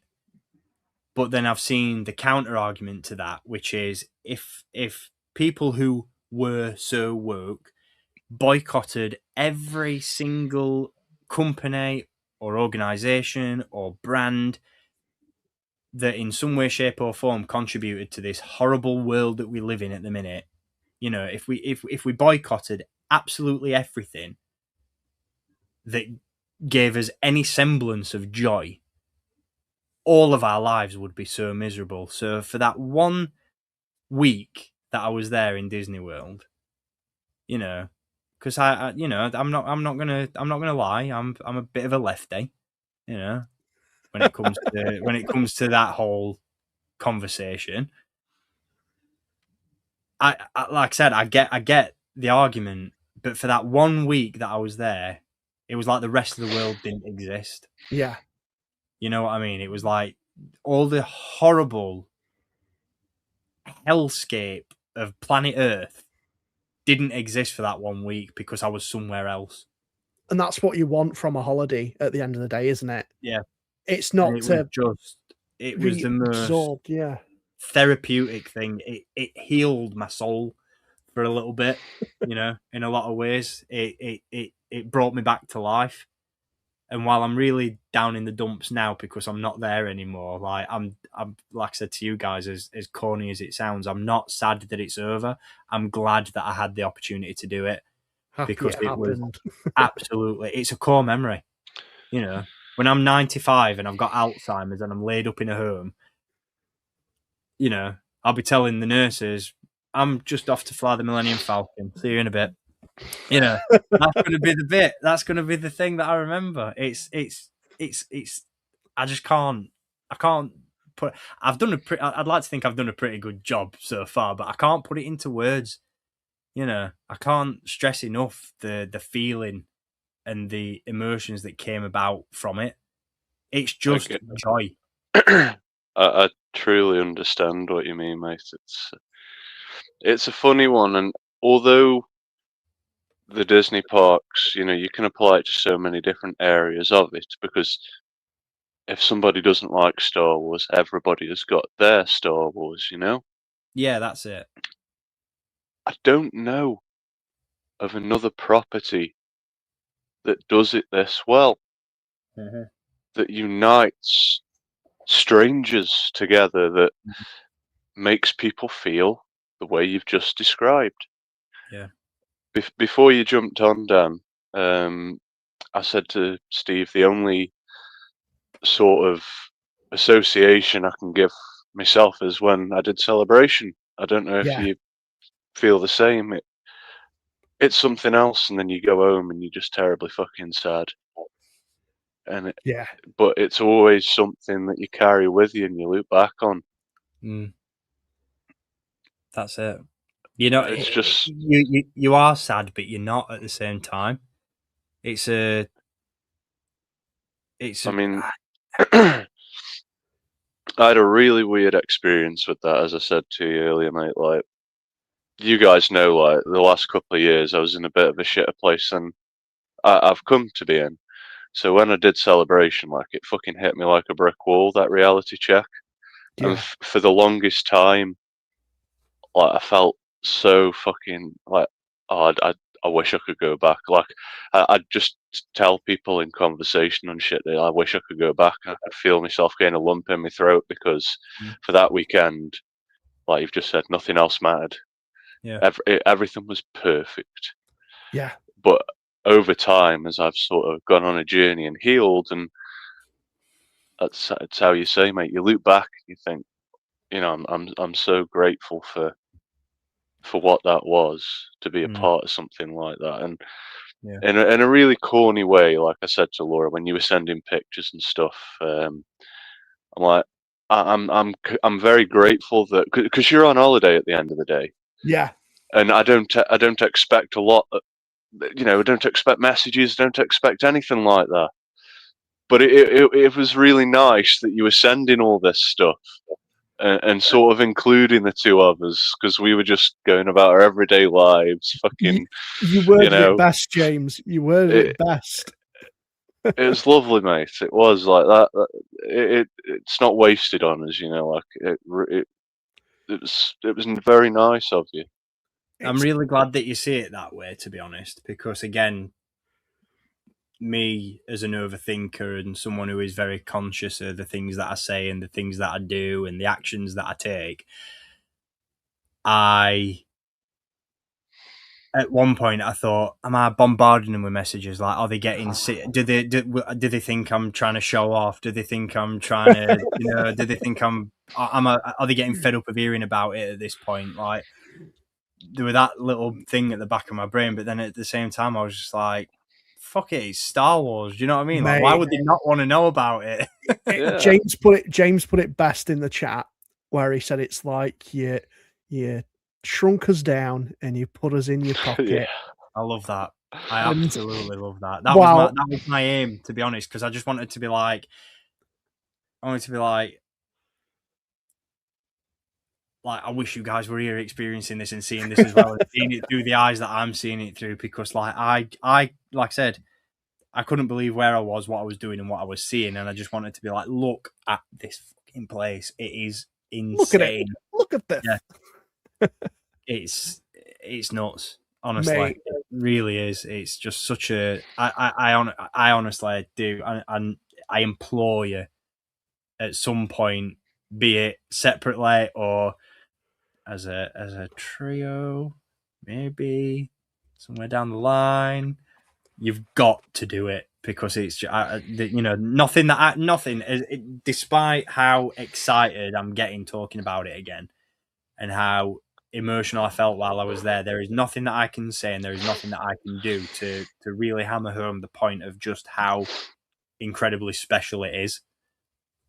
So you've got to do it. You've got to do it, and I will not rest until you have. You've given us a taste. You've given us a taste, brother. Yeah, not to run before we can walk, but like you said even though Paris is completely different, you sending those pictures got me and Laura very excited for that. That's on the cards. And as a shock horror to the people in the comments, very reclusive person here. I've never been abroad. I know. I've been subject to this tyranny of the United Kingdom for 29 years. What the fuck? Sort of, we're doing things, man. We're dipping our toe in the ocean, so to speak. So if you all want to do it one day, let's just put it out there and reach for it. Yeah, 100%. I'm always here for an adventure. Passenger princess, though. It's gotta be done. It's gotta be done. Well, just on that note, because I've been rambling for so long, and I know you guys have got stories to share as well, and we've got other stuff to talk about tonight. Because, like I said, we are in for a meaty and a girthy one. But just to really hammer home the points I've tried to make, as we've been talking about Galaxy's Edge and the detail and the thought that's gone into it. I did take some photos. I took my camera that I'm streaming from with me. Tons on my phone, and more of the interaction side of things, and more of the little incidentals, like the moments rather than the details, were captured on my phone because it was just easier to grab my phone out and snap it. But one of the things I really wanted to do with my camera was go around and capture the detail of Batuu and the Black Spire Outpost, and I like to think that that's something that I've done, reasonably well with the photos that I have captured. I'm not going to share them. I did compile a massive list, but I just can't. I can't share everything because we will literally be here for 3 hours. Just look, I'll be that really annoying family member that's just like, "Would you like to see me photos?" So I'm not gonna do that for that purpose. But like I said, just to really hammer home some of the detail, just a little taste, that went into this place. It's like I said, every little thing has been thought about. And one of the things that I really want to touch on as well is for anyone in the chat who's not been, or anyone who's planning to go, doing it in the day and doing it at night are two completely separate experiences. Because again, that atmosphere and that ambience is really elevated to the next level at night time when everything is lit up and illuminated, and even when you get to night time and you've still got the characters walking around, you've got stormtroopers on patrol, you've got the areas where the droids are all lit up and all that sort of stuff. It's just it's absolutely crazy how detailed it is. I mean, you mentioned the fact that Steve just mentioned as well, the fact that you said that the floor in some areas is you can see where the droids have kind of moved around. That's just insane to me. The level of thought and detail on that. Yeah. So you've got at various points, you've got astromech tracks, which, if I'm not mistaken, I'm pretty sure I read somewhere, are the original R2-D2 tracks from the droid that was used in the movies. Oh, from Kenny Baker. Bloody hell, you brought him back. Which just, to me, just adds to that. That's insane. Yeah, it's nuts, isn't it? Yeah, it's just little details like that. You've got Gonk droid and protocol droid footprints, Loth cat paw prints. It's wow. Absolutely incredible. It's absolutely nuts. Just like I said, the level of detail that's been poured into it. There's your Coke dispenser. Wow, that's so cool. So cool. I mean, they could make a toy of that and I'd buy it. I cannot believe there has not been some sort of Disney Coca-Cola collaboration where, they've come together and shared branding and put a toy of this out. I mean, when we got those Galaxy Edge Black Series figures put at retail. Yeah. Why haven't we just had the Coke bottles a limited edition like box set of them. Yeah, I I'm don't know. honestly really surprised that one, they've not done a toy of this. At the same time, they did the Rise of the Resistance escape pod. Yeah. Because that is very, obviously a little bit smaller in scale, but very similar in terms of the concept. But I'm very, very surprised they didn't put a toy out of this at the same time as that. And I'm also really surprised that they've not, as you've just said, done more collectible editions of the bottles that are glass. Yeah. I think that would be a really, really cool thing. I'm guessing Republic Commando has joined us a little bit later because he's asked on the subject of the Kirk, did I get them? Yes, I got one of each. So you can catch this on replay, rewind, and check out the haul. But I did. Got all three. I got the Kirk, got the Sprite, and got the Diet Kirk. Couldn't not. How could I not? Did you drink them or did you bring them back sealed? Nah, I drank them, mate. Like I said, it was 30 degrees. I needed to keep myself rehydrated. Not that I'm going to do it with soda in the US because I'm sure there's God knows how many chemicals in that stuff. But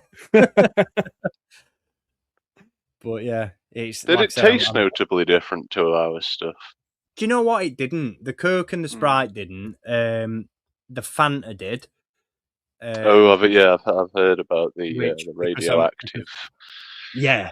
So my wife was really conscious about this before we went, and my mum drank quite a bit of Fanta while we were out there, actually. And my wife kept having to tell her off and say, will you stop drinking the Fanta? She's like, why? And she's like, because the chemicals that it's made with in America are illegal in the UK. So there's got to be a reason there for that somewhere. But yeah, it's like I said, I mean, this is the exterior of Doc Ondar's, which is like, depending on which way you walk into the park, it was my first view of the Falcon, because we walked through the marketplace and into the Ronto Roasters food area. We had a little bit of breakfast first before we made our way into the rest of the park after we'd ridden Rise of the Resistance. And that was sort of like my first view of the Falcon, and just like, having the cockpit as the first bit that you see, it's like that little tease, that little build up. It's like, oh, there it is. And then the walk down to it, and then just being it. 'Cause, I mean, to be fair, it's not just the Falcon, but it's the area in which it's set.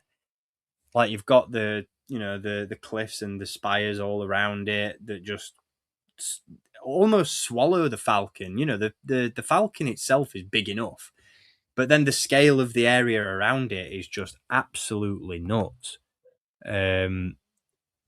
Yeah, I just can't believe it. It's such a huge, not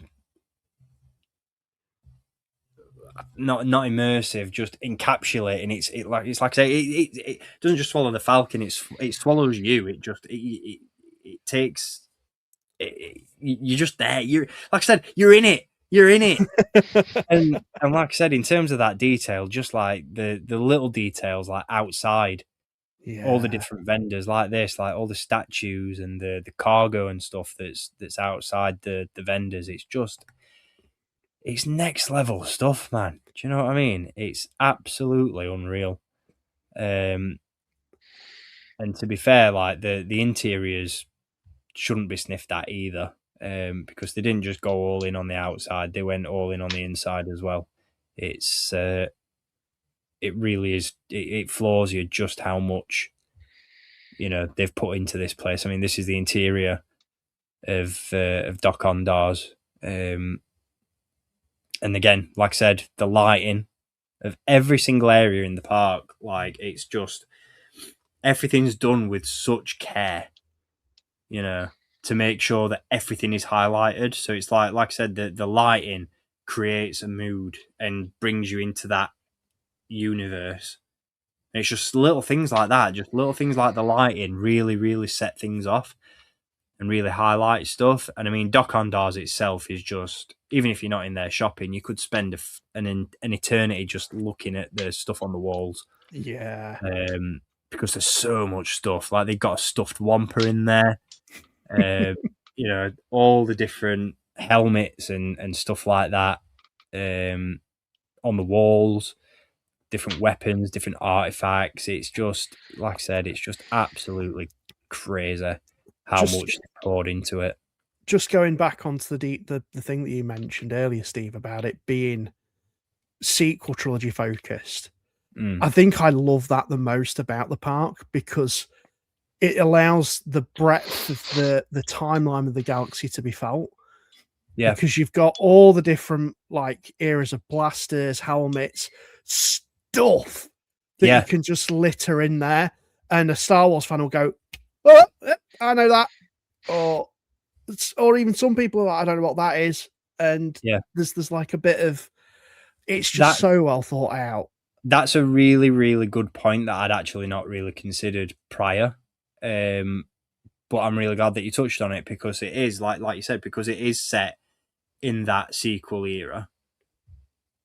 That opens up the floor for the amount of stuff that they're able to display, because the overarching theme with the characters and with the ships and the interactions with the characters and all that sort of thing, it is very sequel focused, but that also allows it to focus on every aspect of the saga.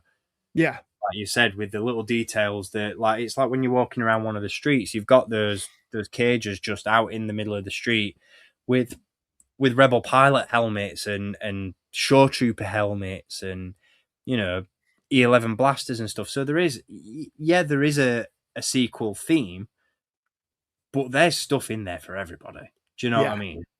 That's a really, really good point that I'd not actually thought about until you just brought it up. So, but yeah, it's like I said, it's absolutely nuts. Yeah, I can't put it into an articulated thought of just how insanely detailed it is. I mean, there it is. Like I said, just the scope of it is mad. Just being able to walk underneath those forks at the front of the ship and relay, like I said, when I say detail and I talk about how detailed this place is, it's everything. It's absolutely everything. It's the weathering and the textures and the surfaces of the cliffs and the walls. It truly brings to life that used universe that is so synonymous with Star Wars. Do you know what I mean? It's like everything's dirty, everything's run down, nothing's clean and pristine. So if you didn't know that this place was manufactured and it was made to look like that intentionally, you'd think, Christ, what is this? This is a dump. But that's what's so charming about it. Do you know what I mean? Yeah. And like I said, that extends to not just the set dressing, but like the Falcon. Like we spoke earlier about how it often gets understated, like the dedication of the cast members at the parks, but I think the Imagineers as well and the people who put this stuff together really need, like, I mean, they will have been applauded multiple times and they will have been patted on the back, as will their wallets.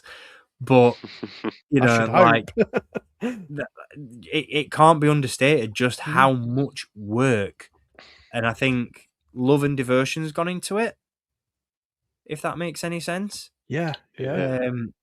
Because everything's so painstakingly intricate, and just really, really well crafted and well put together. And I mean, the people who've worked on this stuff really need an applause, because it's just nuts. You've got to get the money shot, haven't you? Well, yeah, that's the one. But I think that goes for the entirety of the Disney parks. The fact that they're able to disguise everything, these little pocket universes, but not have them encroach on each other. Yeah. In obvious ways. Like I've read about how they designed some of the buildings to be a certain color. So it doesn't, aesthetically, it doesn't encroach on other parts of the park. Yeah. I think that stuff's mad. Like the people they've got behind the design of the things, the technological sort of wizardry they do on the rides, it's just insane. Like the amount of talent they have working there is just incredible on all fronts. Yeah. The engineering for the Falcon ride, especially how it's on gyros and they've got like 7 setups that rotate or something. Yeah, I don't know if you guys have seen it. It's just it's on another level. Yeah. It's like, I mean, I'm glad that we've got to this part of the park actually, because it is something that I wanted to touch on stream, because I think for those watching that maybe have been to Galaxy's Edge and have experienced this ride for themselves, I may get a little bit of flack for what I'm about to say. Oh, So controversial opinion and potentially a hot take. And I'm glad that I've read some recent reports that hopefully may fix some of the issues that I have with this. But so first and foremost, for me, Rise of the Resistance, Smuggler's Run. Rise of the Resistance was considerably better, in my opinion. I'm not saying that, one is objectively or subjectively better than the other. For me, Rise of the Resistance was better, because I feel like Smuggler's Run is a little bit more limited at the moment, which I'm glad with the changes that are coming to the parks and with the release of Mandalorian and Grogu, they seem to be making some changes to Smuggler's Run itself. But I found it very limited. So for me, one of the highlights of Smuggler's Run is the fact that you're on the Falcon. So you go through the whole queuing process, you meet Honda, you meet the droid, you speak to Chewie, and then you get on the Falcon itself and you walk through those hallowed halls and you see the bench and you sit at the Dejaric table and you take it all in and you're like, yep, here I am, Chewie, we're home, all that stuff, all those cliches. And you are, for again, going back to that atmosphere and going back to that ambience and going to back to that whole feeling of being in Star Wars, you are on the Millennium Falcon. And that extends to walking into the cockpit. You walk into that cockpit, you're seeing all the controls, you see the seats, everything about it is the Millennium Falcon for all intents and purposes. But then for me, so it's for those who don't know, it's a 6-person ride. You've got 2 pilots, 2 gunners, and 2 engineers. From what I understand, the engineers don't do a whole lot. So if you're wanting to go on and you're trying to just want to take it all in, the engineering seat is the best one for you, because I think you've just got to maybe do a little bit of button mashing to do, perform certain actions during the mission. I found the gunner position to be the best because I am a shit pilot. I am a shit driver, as Dan will attest. my ups and downs are not, my coordination is shocking. So when I'm trying to navigate a YT freighter through what I think was Corellia, I could be mistaken, I'm not entirely sure.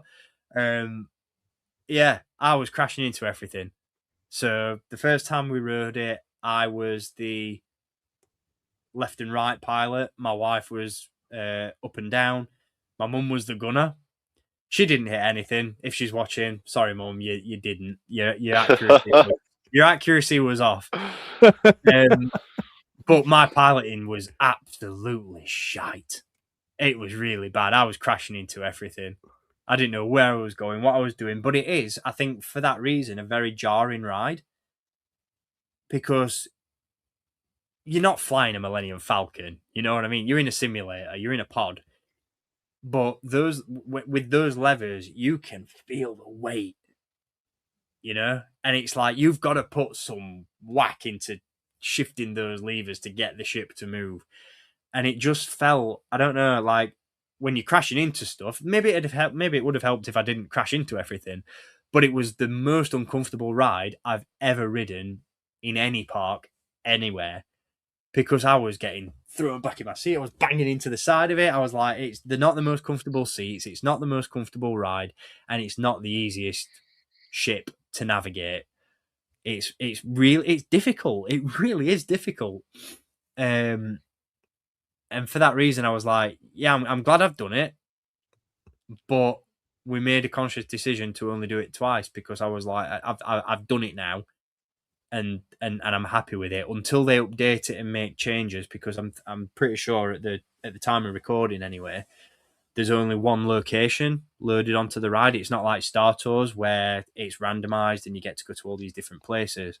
Those changes, I believe, are coming in May with the release of Mando and Grogu, because it's going to take you on new missions to new planets, and there's going to be a little bit more variety. Maybe that will change my opinion on it if I ever get to do that version of the ride. But as it is, I think its limitations limit it, if that makes any sense. Whereas Rise of the Resistance, yeah, it's the same ride every time you do it, but there's alternate routes for you to take when you're in your little astromech-driven pod. You know, every time you ride that ride, you will notice a different detail. There's so much going on, and for me, it's a lot more immersive. It's if you want to go to Galaxy's Edge and you want to feel like you're in Star Wars, and you can only do one ride, I would say do Rise of the Resistance over Smuggler's Run, just because of that. If you're a ride person, you know, it's like I said, for the atmosphere and the ambience, it's frigging great because you're on the Millennium Falcon. But was Hondo good though?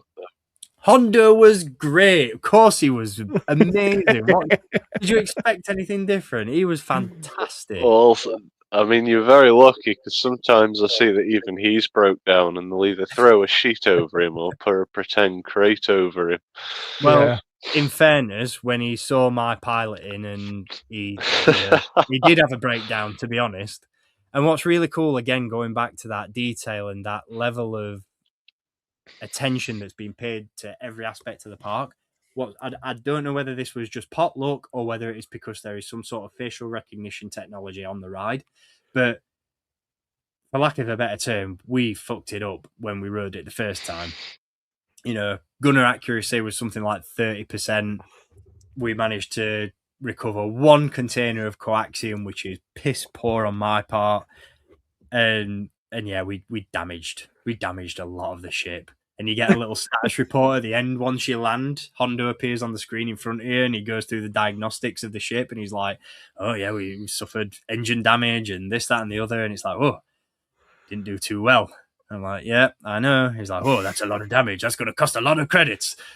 And then if you ride it again, when we went back, so there's a little screen outside the cockpit before you get on and sit down, and Hondo appears on that.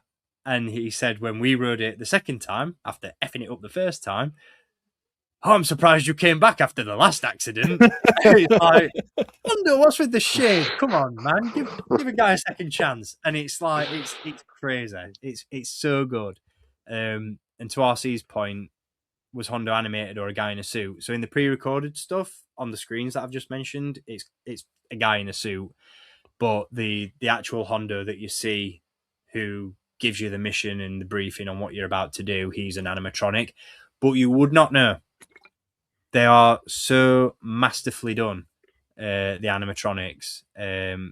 Hondo is really good, but the one that really stood out to me is General Hux on Rise of the Resistance. Once you get into the bit where you see the Star Destroyer bridge and Hux and Kylo Ren are stood on it looking out into the space battle, Hux moves like a real person. Yeah. It is absolutely unreal how smooth those movements are.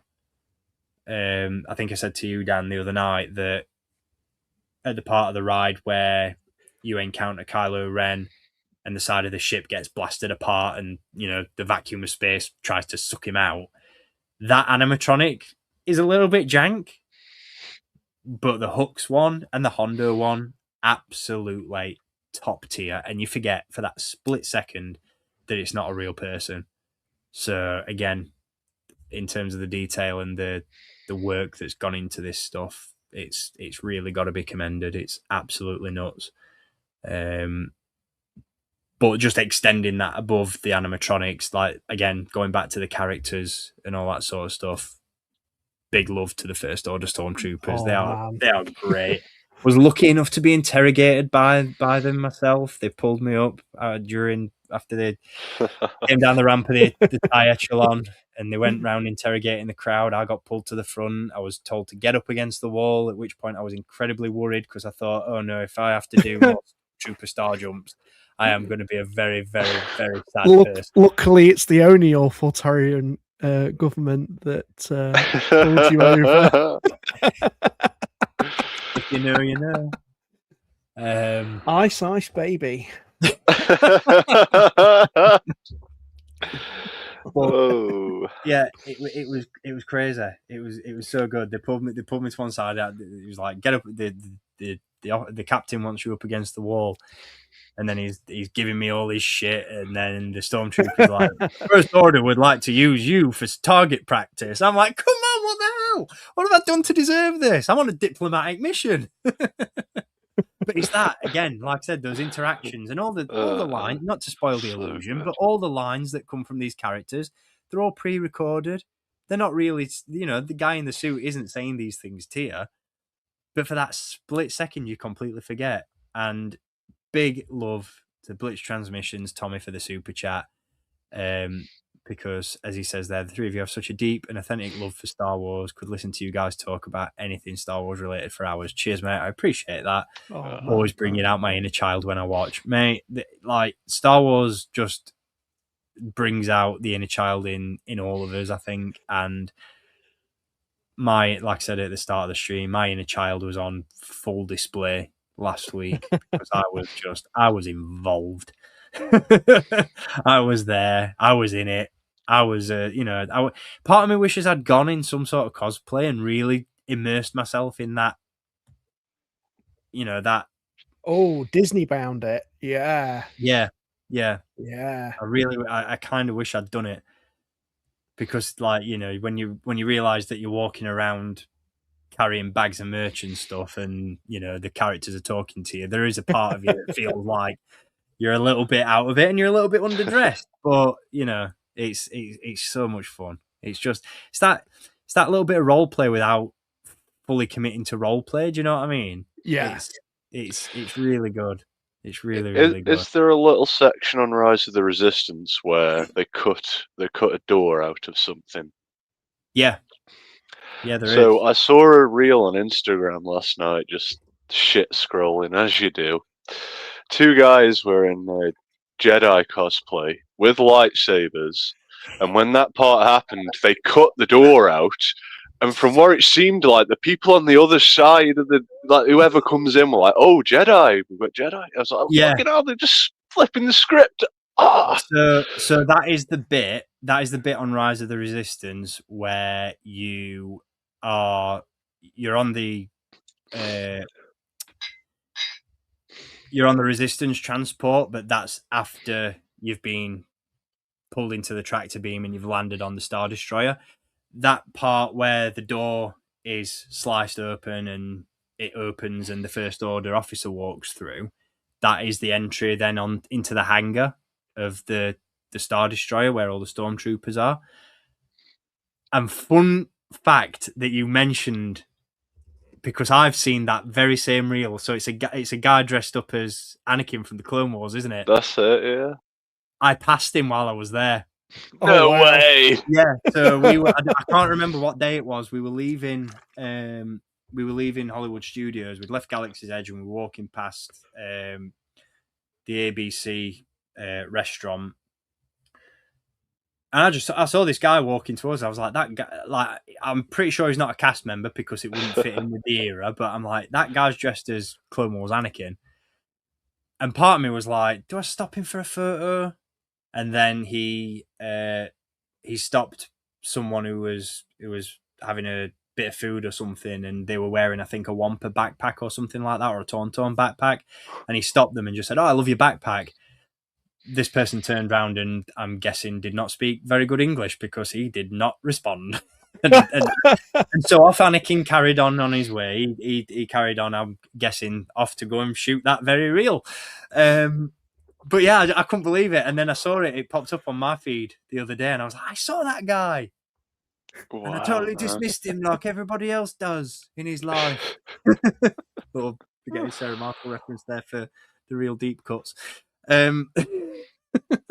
And it was just like, what? This is crazy. I wish I'd done something like that. But yeah, no, I saw him while we were walking around. Crazy. I was like, oh my god, Anakin.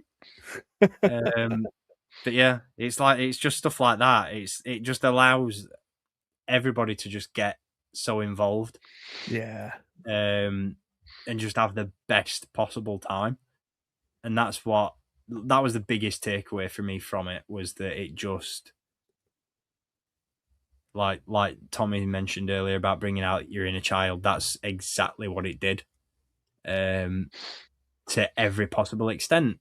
You know, and like I said, not just in regards to the environment and the characters and all that sort of stuff, but as we touched on earlier when I showcased my haul, like the merch as well. So there you go, guys. There's a little in situ image of where your toys came from. That's in the Toydarian Toymakers, and it's just one of the few images I actually got of all the merch, to be fair, because there was, like I said, just so much to take in. But yeah, it's just, like I said, everything just feels so in universe. So I just can't stress it enough just how incredible it is. I think one of the places that I most frequently photographed was the droid depot, or depot. Can never decide on how I want to pronounce that word. But yeah, as you leave the marketplace and you walk around the Falcon and you pass the TIE Echelon, you walk around and you met with all these droids out in the street, and then you come to the droid depot, and again, just for such a confined space and for such a small area of the park, the level of detail that went into the droid depot is absolutely next level, both exterior and interior. You know, it's so masterfully done. And in a lot of ways, it was my favorite area to visit because, like I said earlier on, I just absolutely love my droids. And just to have, to walk into this very aesthetically pleasing doorway and just have all these droids. It's like walking into Watto's junk shop. You've just got all these droid parts hanging from the rafters, in cages, behind the tills. Everything's been thought of. And every little detail's been paid attention to, and it's a magical place. And I know, I think Luke mentioned in the chat, he was asking if I built a lightsaber. I'm pretty sure I mentioned earlier in the stream, if you didn't catch it, I didn't go to Savvy's because my priority was the droid depot. I wanted to build a droid. Lightsabers aren't really my thing. So that was the thing that I really wanted to do. And I'm really glad that I did. Because again, just in terms of that immersive environment, I think the droid depot is one of the places that does it the best, purely because of just all the little details that are in there. If I may drop a little hot take. Absolutely. Please interrupt me because I'm talking that much from point. From day one, I've always thought this, even as a spectator. The lightsabers you build are utter dog shit. Why would you pay to do that when you can actually get a decent fucking replica for a similar price from across the fucking road? I do get what you're saying. The designs are just shite. I don't get it. Even the experience. I know the whole point of an experience is doing it, but watching the videos of it, it's like kind of a bit shit. Yeah, I mean, that's one of the things that kind of swayed my decision to not do it was the designs of the hilts. So they are very unique, shall we say.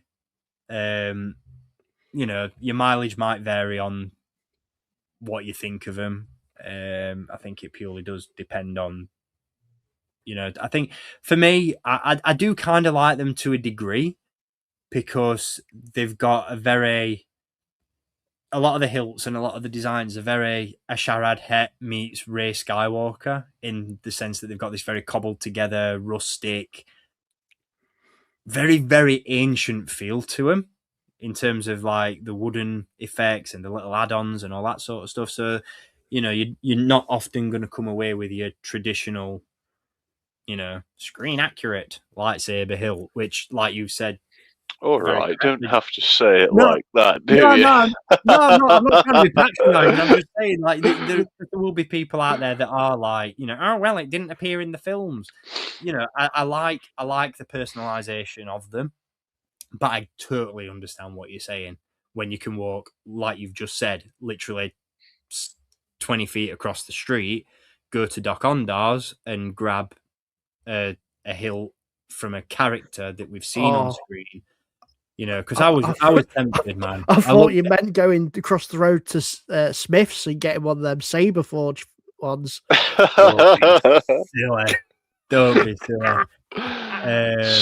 Oh dear. No, man. Luke. Honestly, I could have spent a fortune on sabers. The saber replicas, 100%, because I looked because they've got them all laid out in the counter at Doc Ondar's, and it'd have been a very, very similar situation to how things went down at Festival of the Force, where I would have had a little existential crisis with myself, a little bit of a dilemma if I'd have seen certain characters' lightsaber. But thankfully, in the best possible way, Galaxy's Edge doesn't really tap into the expanded universe, so there was no way I was ever going to find a Kyle Katarn lightsaber in Doc Ondar's, but they did have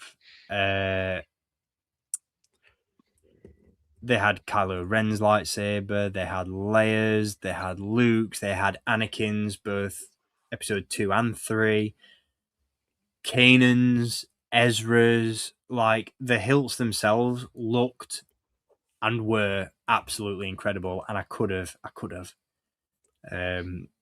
The Kanan lightsaber did me a very, very big tempt, because I've not actually seen one in person before.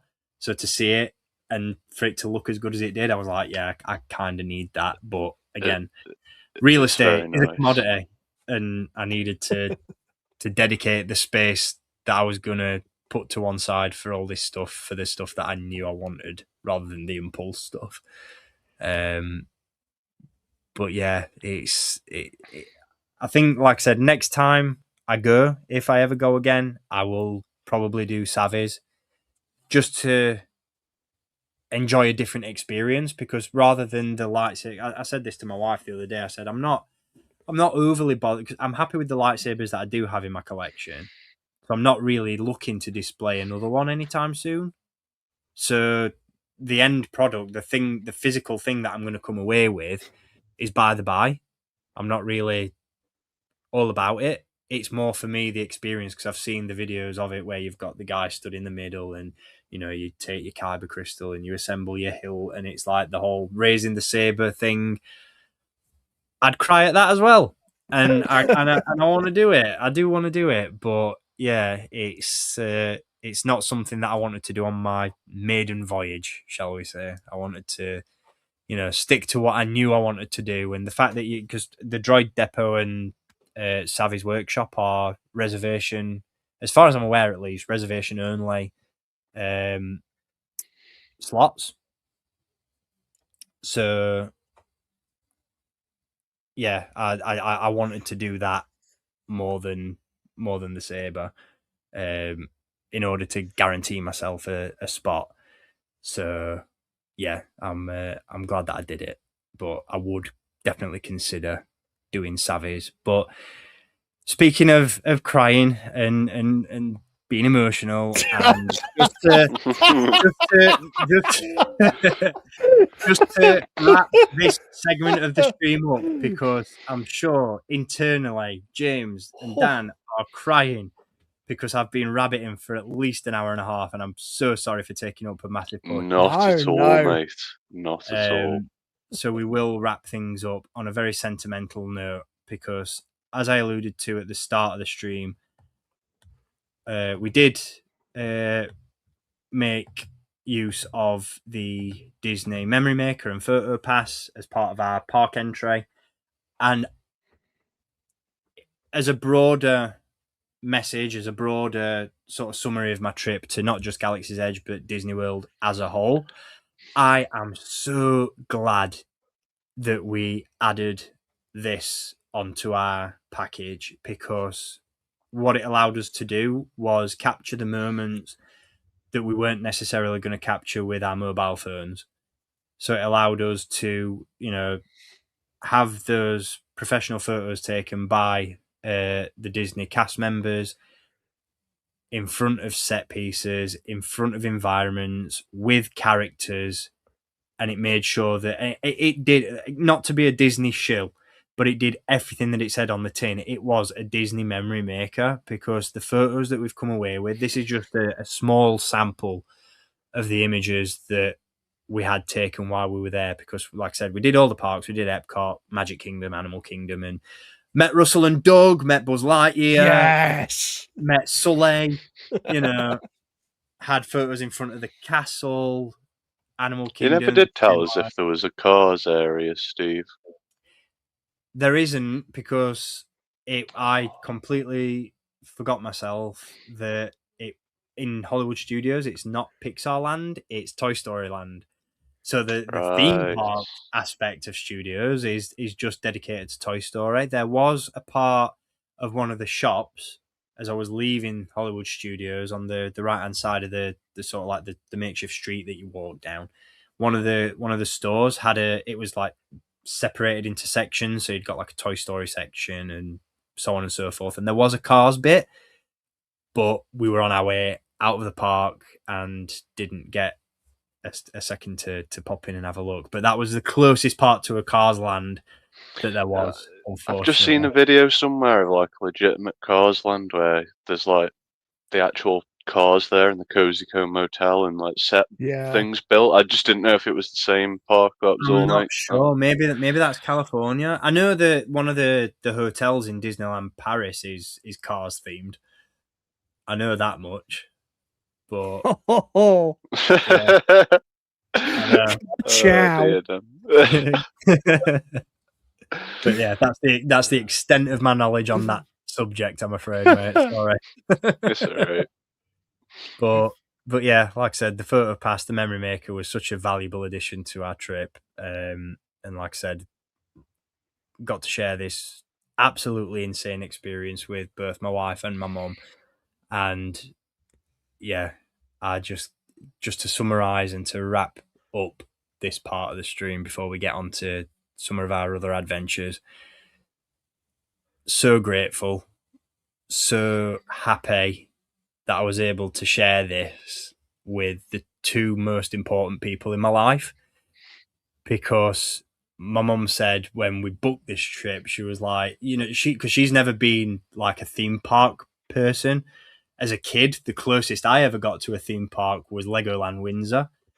And we, both her and my dad were never really ride people. And so when we booked this, she was like, don't get me wrong, I'm excited for it, but it's not my cup of tea. Like, if it wasn't for me and Cara, she probably wouldn't have gone on her own. So to see her get as involved in this trip as she did, and if she's watching, to get you on as many rides as you went on, I felt was a massive achievement. And because like there was certain points in certain queues for certain rides where the terror was real, and it was like, you don't have to do this if you don't want to. And she was like, no, I've come all this way, I'm gonna do it, I can't not. And for her to have that sort of like level of dedication and like, commitment to just seeing it through and doing it and enjoying it, was just so amazing to see. And the image that I've chosen to really, really showcase here as part of the Photo Pass thing is the image that we got with Chewie and with Vader, because me and my wife, we're big kids, and we took every opportunity that we could to meet every character that we could, have every photo taken that we could. And, you know, there were certain characters that my mum wasn't particularly familiar with, and she said, "Oh, no, you guys go off, and I don't really need a photo with that character because I don't have any affinity for the film that it's from." So when it got to Chewie, she was like, "Yeah, sod it, I'll have a photo with Chewie." So we're in the queue, we're getting ready for Chewie, and you could tell as we're getting closer, she's getting a little bit more excited. And then she's like, "Do you think Han Solo's going to come out as well?" Because she's got a bit of a crush on Harrison Ford. And we're like, "No, I don't think there's a Han walking around the park," which is a shame, but yeah, sorry about that. And then as we were leaving the photo with Chewie, she's like, you know, shakes everyone's hand, and she takes Chewie by the hand and she says, "Pass my love on to Han, won't you?" And I'm like, "Yes, she's in Disney World too. She's here. She's arrived. She's a part of it." And it was just so good to see. So I can't, like I said, I can't stress enough how grateful I am to her, not just for the opportunity of going and experiencing this, because she said, you know, that she could never afford to take me as a kid. Her and my dad couldn't do it.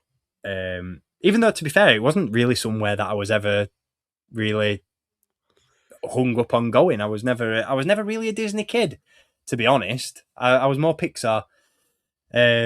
So, you know, but she said, "Oh, I couldn't, you know, we could never afford to take you as a kid. So to actually be able to experience it with you, and in a way, I'm glad that we got to experience it with her now and make those memories now, because, you know, so many kids get taken to Disney World, and I'm not saying that's a bad thing, but, you know, in 10, 15 years, you take them as little ones, they're not going to remember a lot of it.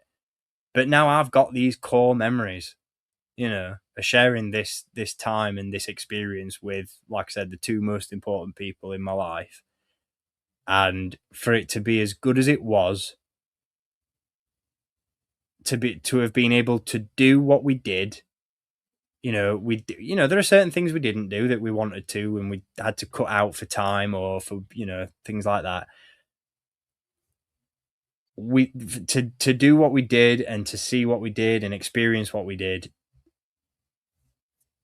I'm forever, you know, grateful, not just to individuals, but just to have had that, you know, and to be one of the lucky people that has experienced it and has been able to experience it with their loved ones. Like that, you know, I've showcased so much merch, but that is the biggest It's the takeaway of it all for me. The memories that you've created, man. Yeah, and that's it. And so, on that note, thank you for coming to my TED Talk. I'm going to go and get a drink because I'm parched. We're going to have a 5-minute break, and then we're going to come back and we're going to share more memories from Festival of the Force. And then if we've got time and if we can all stay awake, we'll jump into some Mando and Grogu reveals. If we don't get round to that, then it's one for a future stream. But yeah, if you're not already flagging by this point, please stay tuned. Come back in 5 or so minutes, and yeah, we'll see you in 5.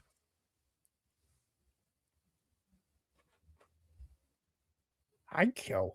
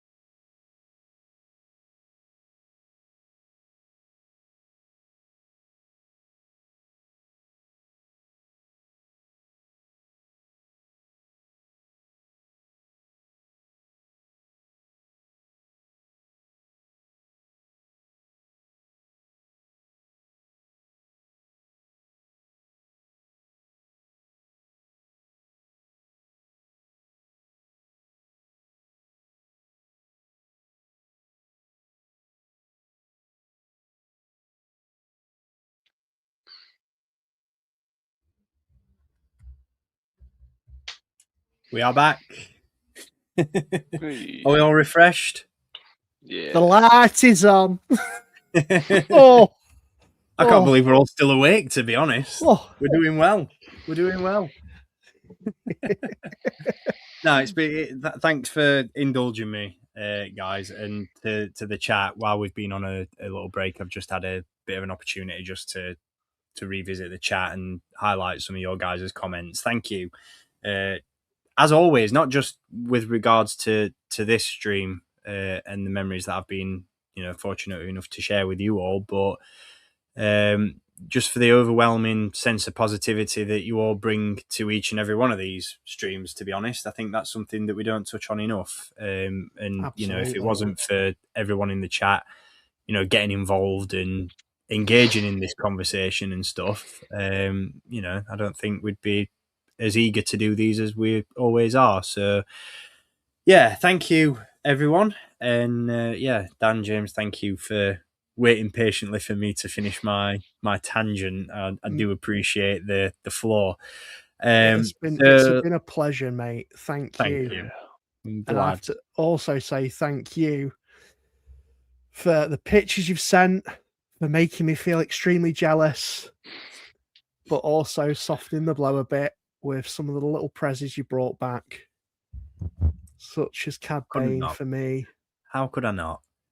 And just to quickly touch on it, because when you brought these to me last night at the old boozer, At the cantina.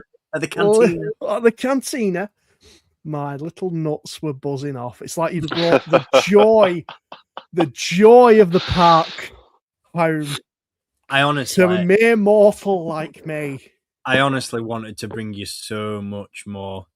There was so that one of the things that really got me about it was just I was walking around it the entire time, and especially when it came to the merch bits, I was just like, James would love that. Oh, that'd look really good on Dan's, focus display. There was just so much that, I wish I could have just brought you a suitcase of stuff back, but the dedication to pack this, just the sheer packaging.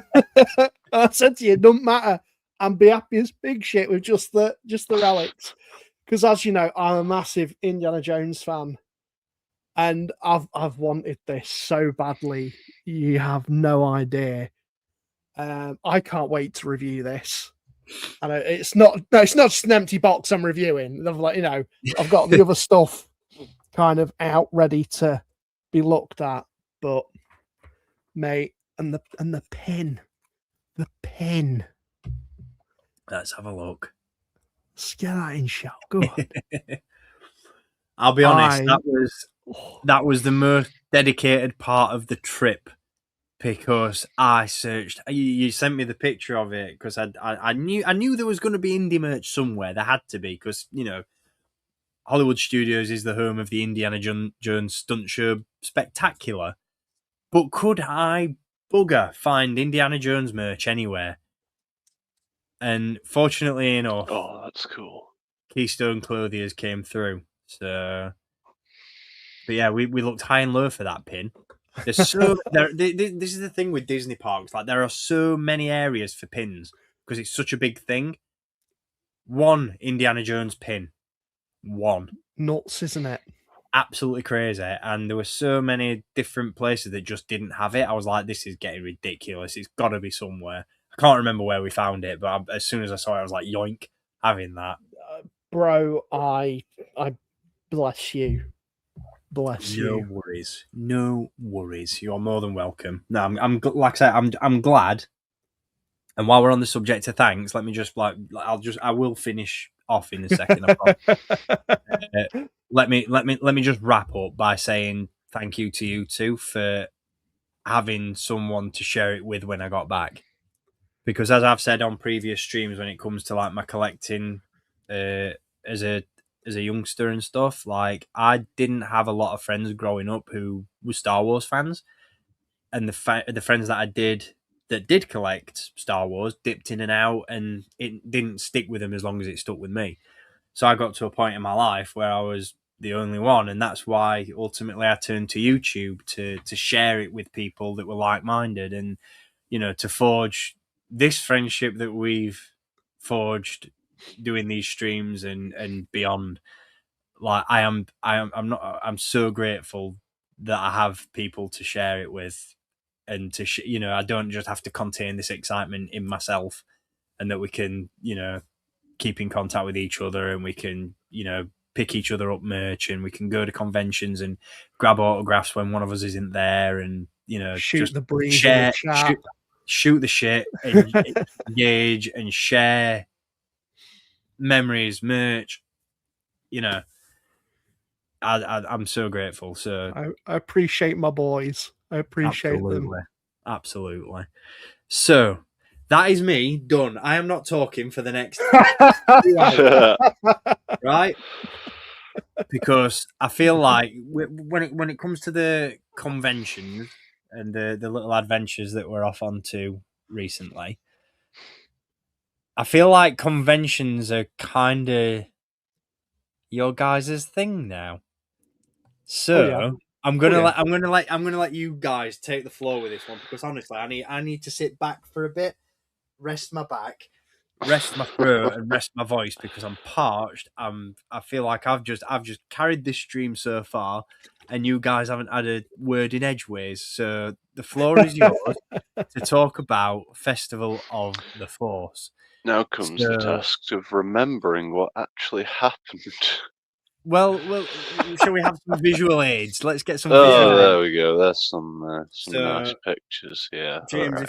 if you want to start us off, mate, because these are the autographs that you acquired while we were there. Yeah. So, I went to get some autographs because that's something I do now. Same. I blame James for that. Yeah. He's giving me the bug. Sharing is caring, mate. Hey.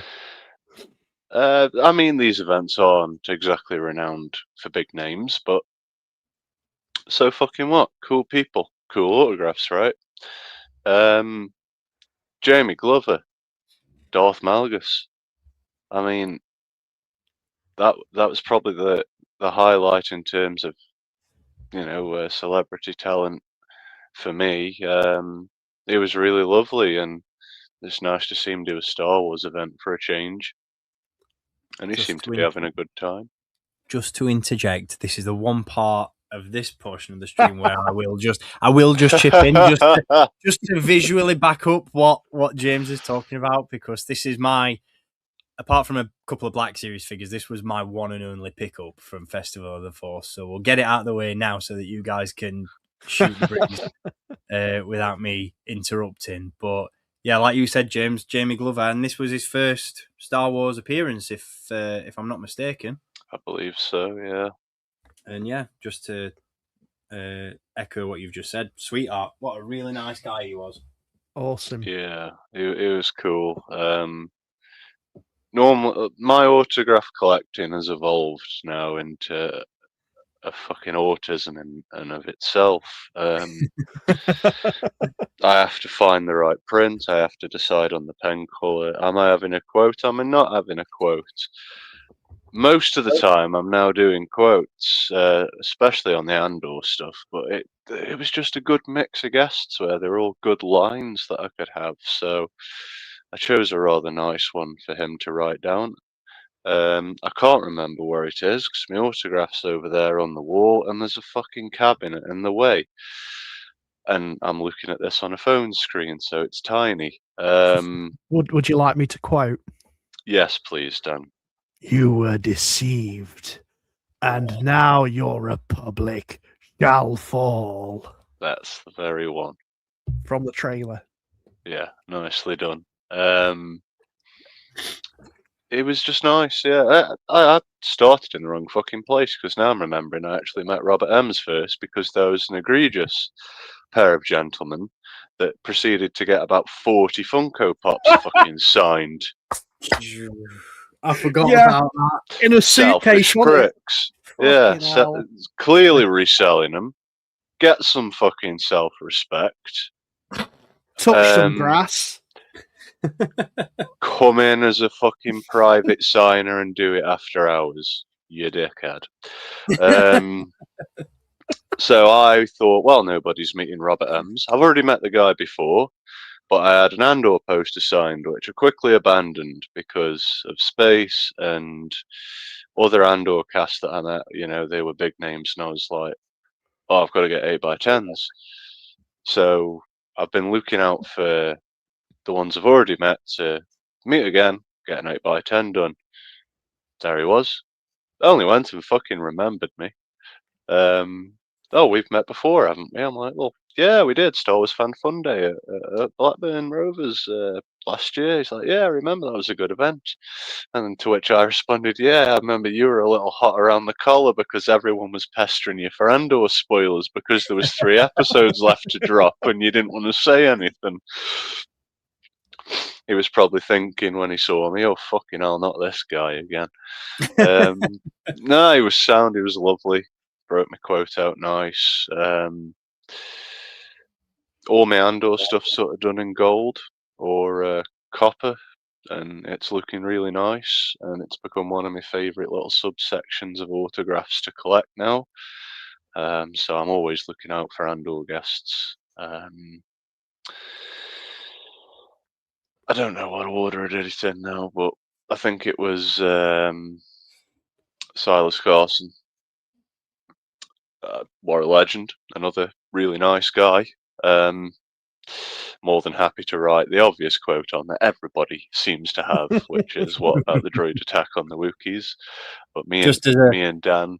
Just as a disclaimer as well, we didn't get him to sign anything that said Rub the Monday. Yeah, we didn't quite know how we could approach a nice gentleman and say, oh, we liked you in that one Star Wars film, and because his head is shaped like a penis and we joked about rubbing one out to Star Wars figures, we've decided to meet you because it's become a bit of a thing. I did tell him that Ki-Adi-Mundi often comes up in discussion and live streams that we do, though. So yeah, best you just in a round from a certain point of view, we kind of did drop it in there. He was very nice. Got me print signed. Lovely autograph. Me and Dan, you know, we go the extra mile for these things, so we got the particular scene printed out for it. Yeah. No, it was good, man. It was good stuff. It was a good meeting. You'll have to forgive me if I get the name wrong. Is it Paul Casey, the guy that plays Admiral Radis? Another great meet. Like, I do feel with these smaller conventions and these sort of B-list characters or stunt performers, suit performers, whatever you want to brand them as, I feel like you get a lot more time with them, and you don't necessarily have that overlooming pressure of oh, I'm about to speak to such a body. You know, it's laid back, and it was an education in itself meeting Paul Casey, because not only was he inside the suit for Radis in Rogue One and Andor, you know, mentioned it on here a few times. I'm a big Doctor Who fan as well. He's been inside nearly every monster since 2005 in some way, shape or form. Same for the Sarah Jane Adventures, Torchwood. Anyone familiar with Being Human? He was inside the werewolf costumes, which was amazing to find out. So I was having a great little conversation with him. Really good stuff. Met Tim Rose as well.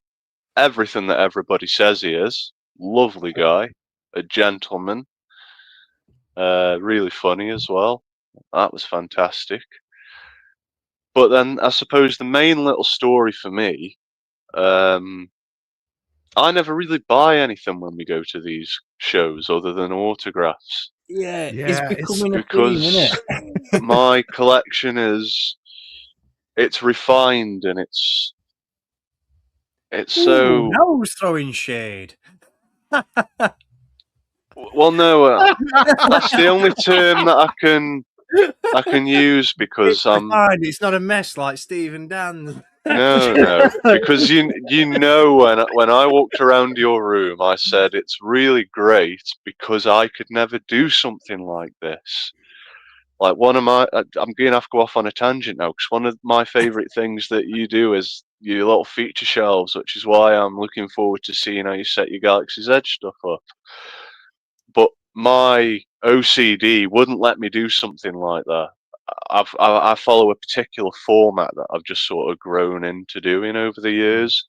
So to deviate away from that doesn't necessarily feel right, and it just triggers something in me. And there's no real way to explain it, other than if a culmination of things. Yeah, if certain things don't align and certain things aren't how I would be happy with them, then I'm just irritated and I have to fucking fix it immediately. I've spent whole days at work thinking about something because I didn't do it right the night before to get in and then fix it.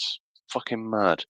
But yeah, so anything I'm collecting, I'm either on top of or it's a complete collection and it's set in stone, never to change. Or it's Clone Wars stuff, and you don't see any of it in the UK because we must have all been fucking maniacal children, ripped them to bits and played with them, which is great, but not for me today. But another big thing was Jay Manchand was at the event selling and showcasing his artwork, and we spoke a little bit on Instagram, and he puts up his hauls and things like that. It's just become a thing. A few comments back and forth. Nice lad. I thought, I'll go meet him. I said, Steve, let's go see if we can say hello, and maybe we'll get him on a stream one day. Poach some Something guests. like that, And what a lovely guy. Now the Ahsoka print that you see in the middle is one that I wanted to get from him, but I wasn't aware that because it was done through Acme Archives, you have to go to them directly and buy it. He hadn't got any on the table for sale, which is a shame, but I thought, yeah, I'll buy it, and then if I meet him at another show, I can get a little squiggle or something. Great stuff, I had a little chat to him. Lovely guy, great time. We're walking around, bit of shopping, and there's this little table that's got a shit ton of prints, and I'm just flicking through them, perfectly conscious of the fact I've got nowhere to fucking put something of the sort because these things are A2 in size. So 5 or 6, 5 or 6 in, I find the Ahsoka print that I was just talking about with Jay, and I thought, oh, this feels rather fortuitous. I must buy it. Tell me, good woman, what is the price of your print? Oh, it's the same price as the website. Fantastic, I'll have that, please. Straight back around to Jay. You won't fucking believe what's just happened, mate. I don't suppose you'd mind signing it for me. Of which he did. They put Festival of the Force 2026, which is what we, decided on. So we thought, what shall we do? Would you like a character quote, or? And as I said, I'm particular about quotes, as you see. And no disrespect to Jay, it's got to be if the actor or voice actor's signing it, I want the quote. Yeah. But I thought I want to make it something personal to the interaction that we've had and just the chance of coming across it after speaking about it like that. That sort of shit, you can't write it. So that's what we decided on. Nice autograph, and I've got nowhere to fucking put it. But I've got it framed. It's lovely and safe. And one day, when I have a house of my own, I will put it up. And it was great. I come away very happy with that. Do you not know a good plasterer who could just fill in your window? Because who fucking needs daylight? Just yeah, board up your window, mate. get it plastered over. Extra wall space. I would be lying if it's something I'd not considered. It is never gets opened anyway. There is an idea. I would take over the rest of the house, but comments would be made. There we go. And sunlight as well. We don't like that. That's for outside, not inside. I should also mention the images you see on screen, not to scale. Yeah, definitely not. That was a big print. It was. Yeah, it's A2 size, and it pained me because to get it in an A2 frame, when I say a slither, I had to get a very sharp blade and trim a slither off the side. Oh. Otherwise, it would have damaged it. But I mean, like a fraction of a millimeter. Literally, like a couple of strands of hair. Bloody hell. So, but Wow. no, it's great. Like I'm happy with everything I come away with, which is also a rarity because, I mean, if you weren't aware before now, ladies and gentlemen, there's such a thing that exists called autograph hindsight, where maybe you get something signed and I don't know, the actor was in a rush to go to photos, or you use a shit pen, and the experience of meeting the celebrity was fantastic, but you come away with something that ultimately your OCD and unique variety of autism at this point. I really need to do what you did, Dan, and just file the fucking paperwork at this point, so I've got something to call it. Don't we all, mate? Don't we all? Jesus, you come away thinking, I can't display this. It's nice to have, and I'll put it in my folder, but it's just no. But all these I'm chuffed with, so that's fucking mint. No regrets for a change. Good stuff. So I think that that was my little collection of things I got, I suppose. And what about you, Dan? Because I know I was keen to get your input during this part of the stream, just because I know, like, this was this was mine and James' first Festival of the Force event. Yeah. Mm-hmm. You've been to a previous one when it was held in York. Yeah. So before we get into your experiences and activities and pickups, what, in comparison to that previous event, like, how did this one, just paint a picture of it for those that might not be familiar with Festival of the Force? So, I mean, they'd done one in Newark before, and it's a new event. It kind of just started last year, I want to say, as far as I'm aware. So I saw that there was the first one was in Newark, and I was a bit like, I'm not too sure. I'm not going to go to it this time. I'll kind of see what people say about it, and if they do any more, then I might attend. Get a feel, get a vibe check from other people. Mm-hmm. And then they had one for York, and they got some pretty good guests for that. Just trying to think off the top of my head. Simon, who did Max Rebo. There was Guy Henry, who did Tarkin. And they had some other people as well. Can't remember off the top of my head. And it was a pretty good event, in all fairness. It was in a little sports hall in York, not far from the railway station. And in all fairness, pretty good event. Good vendors for the most part. And just a lot of variety from what I remember from that one particularly. So I kind of came back from that saying to you guys, we should maybe go to the next one they do. And I think it got solidified further when they said it's going to be in Newark again for 2026. And Jamie Glover was going. I'm like, I love it when we're getting these voice actors, because that's something I'm really kind of gearing for. Something a little bit different. People who are provide their voices and are more likely to do an event like that. I can't really word it. Just something a bit different, It's breaking that mold of, like, your traditional, because, like James said, like, events like this tend to get smaller. Yeah, not in a derogatory sense, but like the smaller tier guests. Like, it's not parts, isn't it? Yeah, it's not your main characters or your core cast. It's your background aliens and your shitos. Yeah. Which serves its own purpose. Which is fine, because Star Wars fans will want to meet whoever and ask them how they got the role, and other burning questions about lines and things. And so when I saw that they'd got Jamie Glover, I was like, oh, bloody hell, because I always found it funny, having heard him in the Knights of the Old Republic, get the naming right, hearing him in them trailers being this badass, and then when you go on IMDb and you search his name, and he comes up as Mr. Treneman from Waterloo Road, who is like just the dweebiest kind of. He's a bit of a badass in his own right, but he is a dweeb initially. You think, fucking hell. And if you watch the series, you'll get what I mean. But you've got the two juxtapositions of this big badass Sith Lord who's like one of the strongest Star Wars characters there is. That's the thing. And then this like little dweeby school teacher. That's what really like surprised me, because I've not seen Waterloo Road.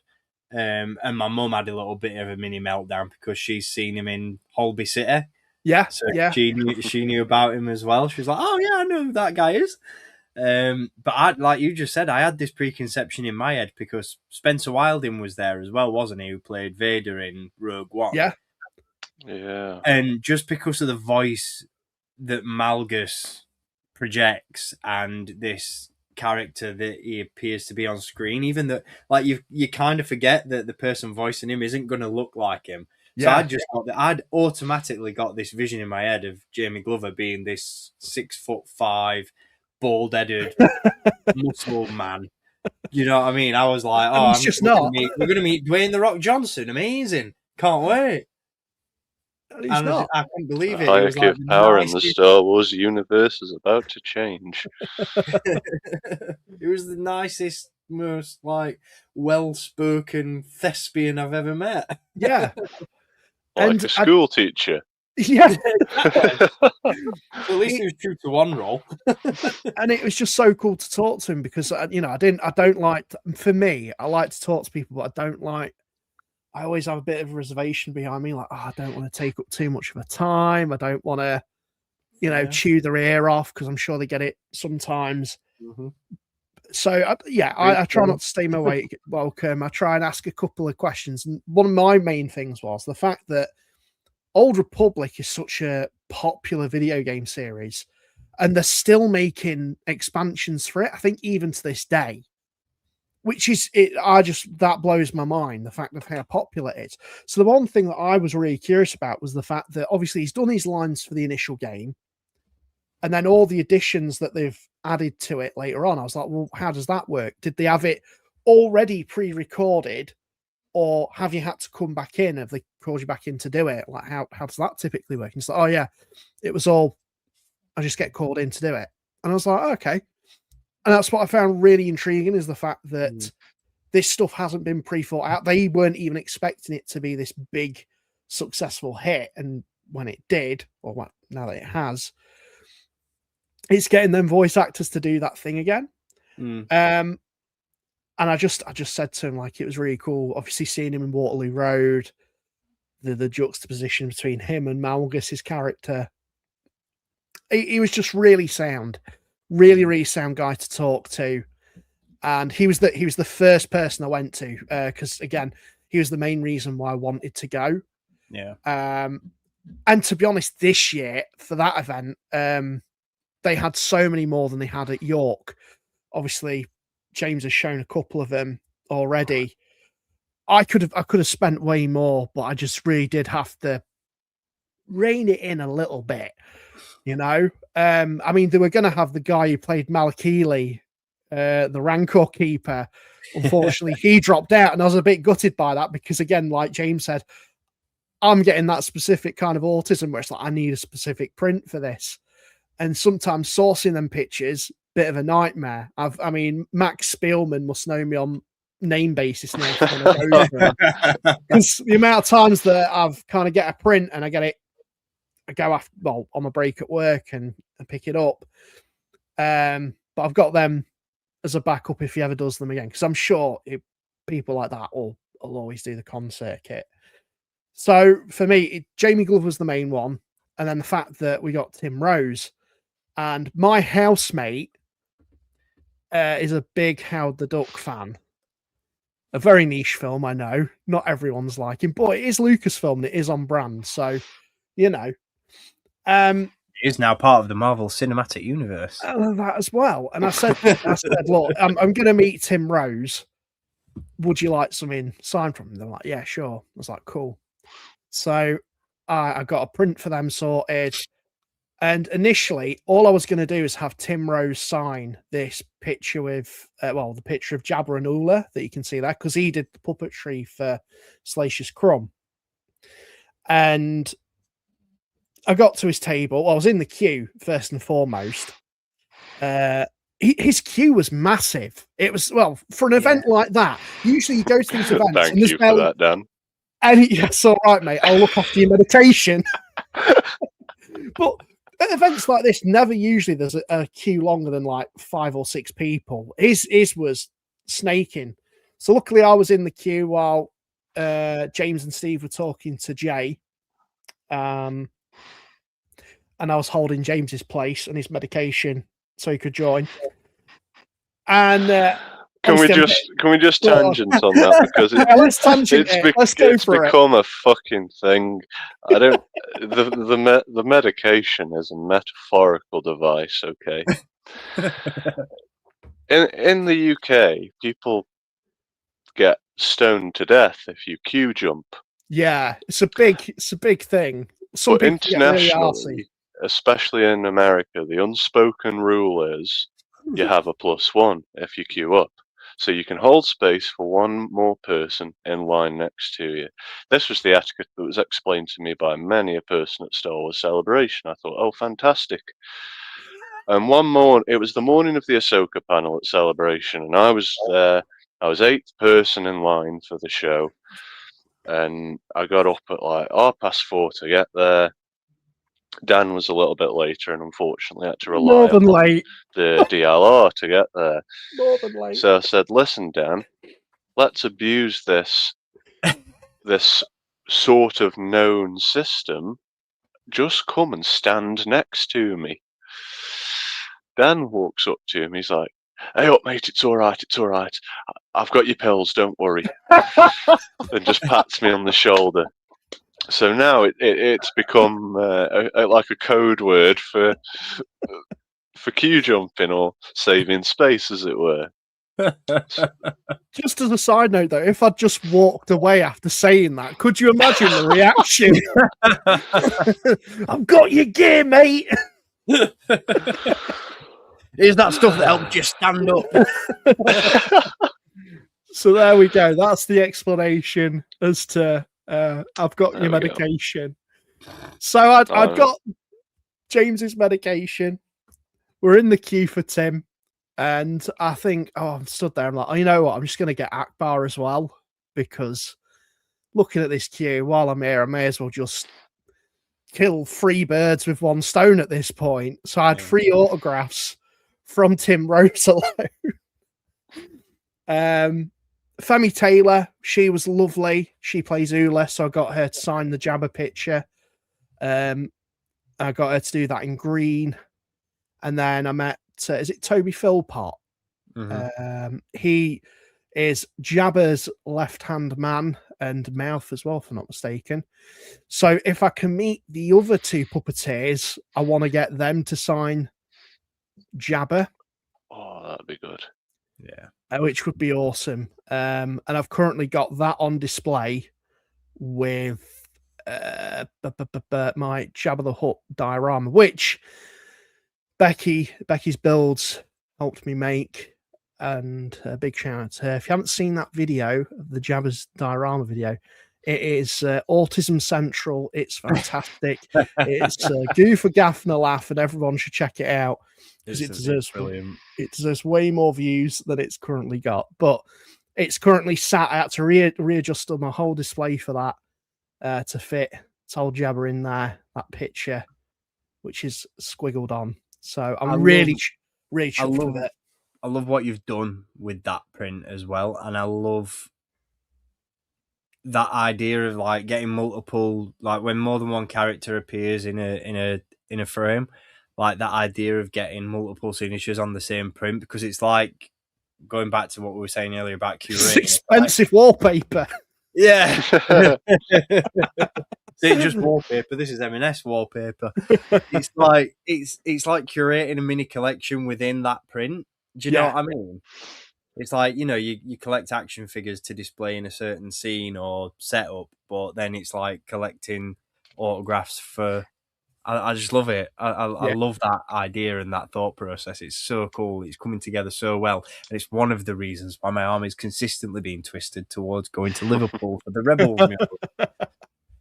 But yeah, it's class. It's such a good image as well. Like everyone's there. It's just it's brilliant. I love it. Yeah, because I was toying with the even bigger picture of all of the Jabba's Den signs, and I was like, I'm not going to do that.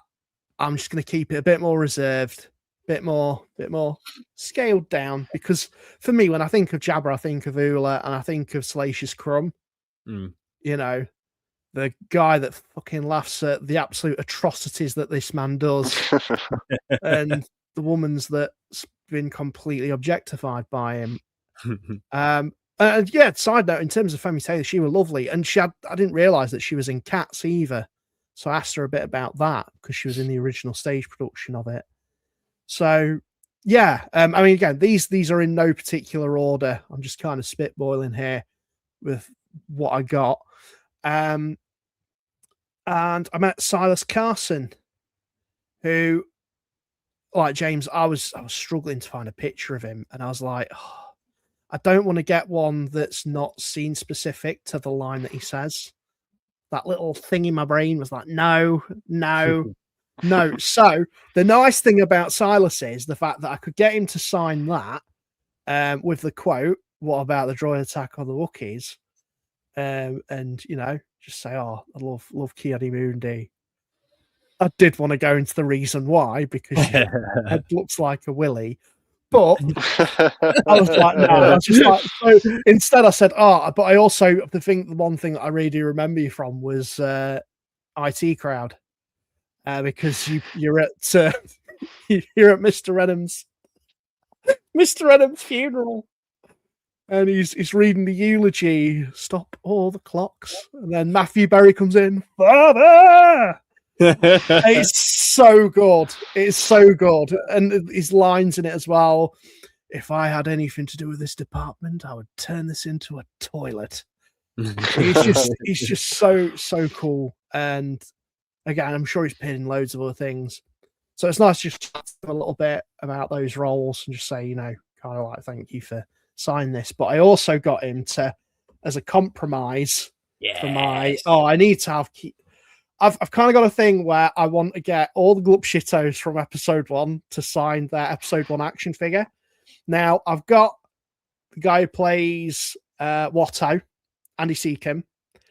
I've got Brian Blessed, and just going on to James's point about autographs and ill preparation for that, I'm not 100% happy with it because his silver pen ran out, and I could tell as he was writing it, he was really trying to make it work, and he was a bit like, "Oh fuck," and I was like, "It's Brian Blessed, I can't be mad at you, man." So I've got a Brian Blessed one, but it's a bit janky in terms of it's not as crisp as my other two. But now I have, in honor of the man himself, Robin the Monday, Silas Carson, and I love that he puts a question mark. It's like, did I play Ki-Adi-Mundi? Is that his name? But yeah, and also the thing I love about, just a side tangent here, I love the fact about this figure of Ki-Adi-Mundi is the fact that he comes with the purple lightsaber. It's like Samuel Jackson saw that, he's like, nah, I'm not having a blue one. I'm not having this blue one. I'm having the purple one. I think the question mark is because nobody knows what Ki-Adi-Mundi's birthday is. Yeah. We talked about this a little bit at length, though, didn't we, while we were there? We were saying about how, like, at one point, like, pre-Acolyte, what a talked about character Ki-Adi-Mundi was during the, like, build for episode 1. Because I remember just as part of that conversation we had, I remember saying about the episode 1 visual dictionary, and in that it brings up the point that Ki-Adi-Mundi is a Jedi Knight, and despite being a Jedi Knight, he serves on the Jedi Council, and that's never been done in the history of the Jedi. And then episode 3 comes around and retcons its own. Like, what? Didn't he have like 2 wives as well? He's the only Jedi to be on the council to have 2 wives. Yeah, because his species is dying out, or there's not many males. Yeah. Or something. God, he really is the thinking man's. He was like he was the Constable Zuvio to episode 1's Force Awakens at one point, because he was the talking point of episode 1, if you remember. He was part of that comic book series as well, wasn't he? Outlander, which is like a big part of the, like, in sort of like the grand scheme of things in a Legends capacity with relation to the Clone Wars. Like, who has a little sun hat as well. Yeah. Cool hat, like big part of the big part of the story in terms of the lead up to that, and then obviously with the Legacy comics as well. Like what? Like, this guy's just like literally just sat there for 2 minutes, the biggest like obnoxious dickhead you've ever met, and then he's derails conversation. Yeah. I like the whole lightsaber thing. Is it Attack of the Clones where they cocked up and put a green lightsaber in instead, and then some form of book retcons it to say that he has 2 lightsabers because he's got 2 brains and they individually attune with different parts of the Force. I fucking love Star Wars. Yeah. He didn't need explaining, but someone was like, no, he's got 2 brains. He needs double the pleasure. 2 brains, but still asks the fucking dumb questions. But no, Silas Carson is a lovely man. This is nothing against him. It's just his character's just odd, and we're here for it. Yeah. Big old wedge of Ki-Adi. So that's my autograph haul. I did buy some bits from the convention, although it was very limited due to the amount spent on actual autographs. To be fair, it was very limited to the amount of 3D printed jank that was available as well. Yeah, so this is one of my things. So when I went to the one in York, a lot of the similar sellers were at this one, but there wasn't as many specialist creators as there were. Like when I went to York, there was someone selling Sabak decks, which were custom made. They were very cool. They had lots of cool. I can't think of all of them off the top of my head, but it just felt like a bit more special Star Wars created stuff, not just 3D printed jank. And mystery a bit box. Mystery, fucking mystery. Can we? This is tangents. Can we just let's have it. Fuck mystery boxes off at Comic Cons. Mystery boxes and fucking fake scripts with 12 autographs on for what, a $5? Are you fucking thick for a start? I will defend the scripts. No. Let me cook it. Just I do think it's cheeky that they put the autographs on them, because that's like try and con simple people who don't realize they're fake into buying it. But for me, I like reading a good script as a film man. It's like interesting. Agreed. I'd almost say they'd be worth more if they didn't have the fucking egregious autographs on the front. Yeah. That's my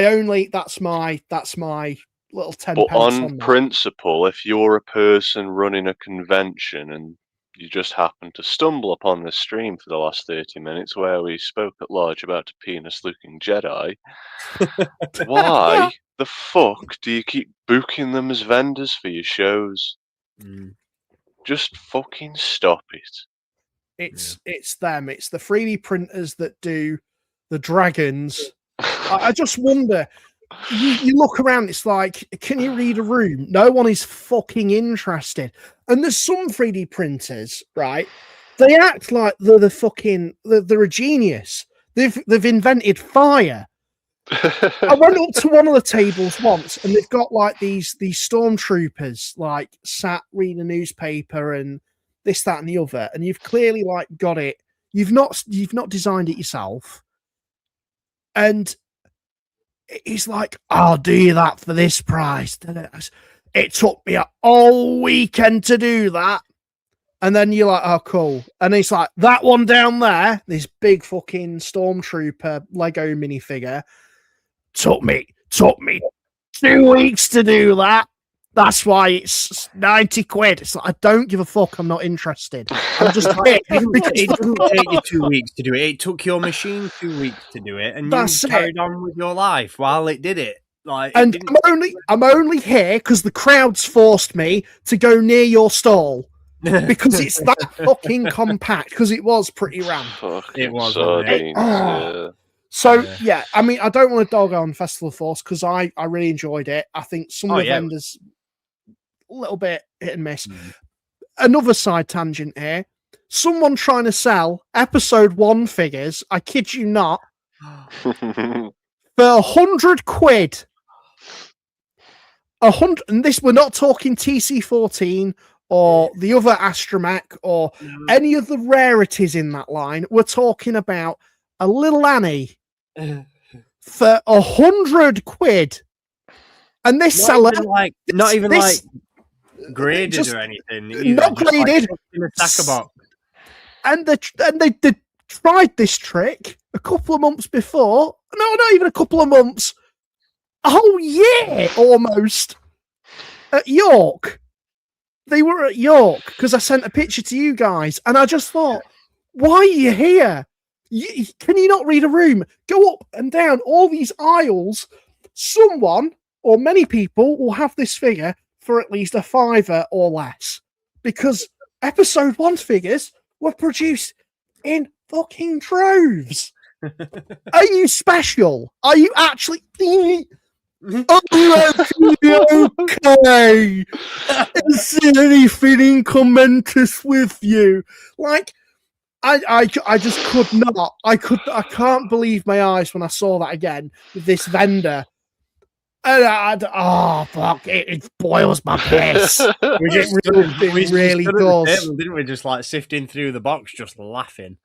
And I was like, I hope they spot us because they are taking the piss. They are literally trying to rob people. And I don't think I was with you at this point, but if I was, I'd have picked it up and gone, "Oi, Mush, what the fuck's this about?" Explain.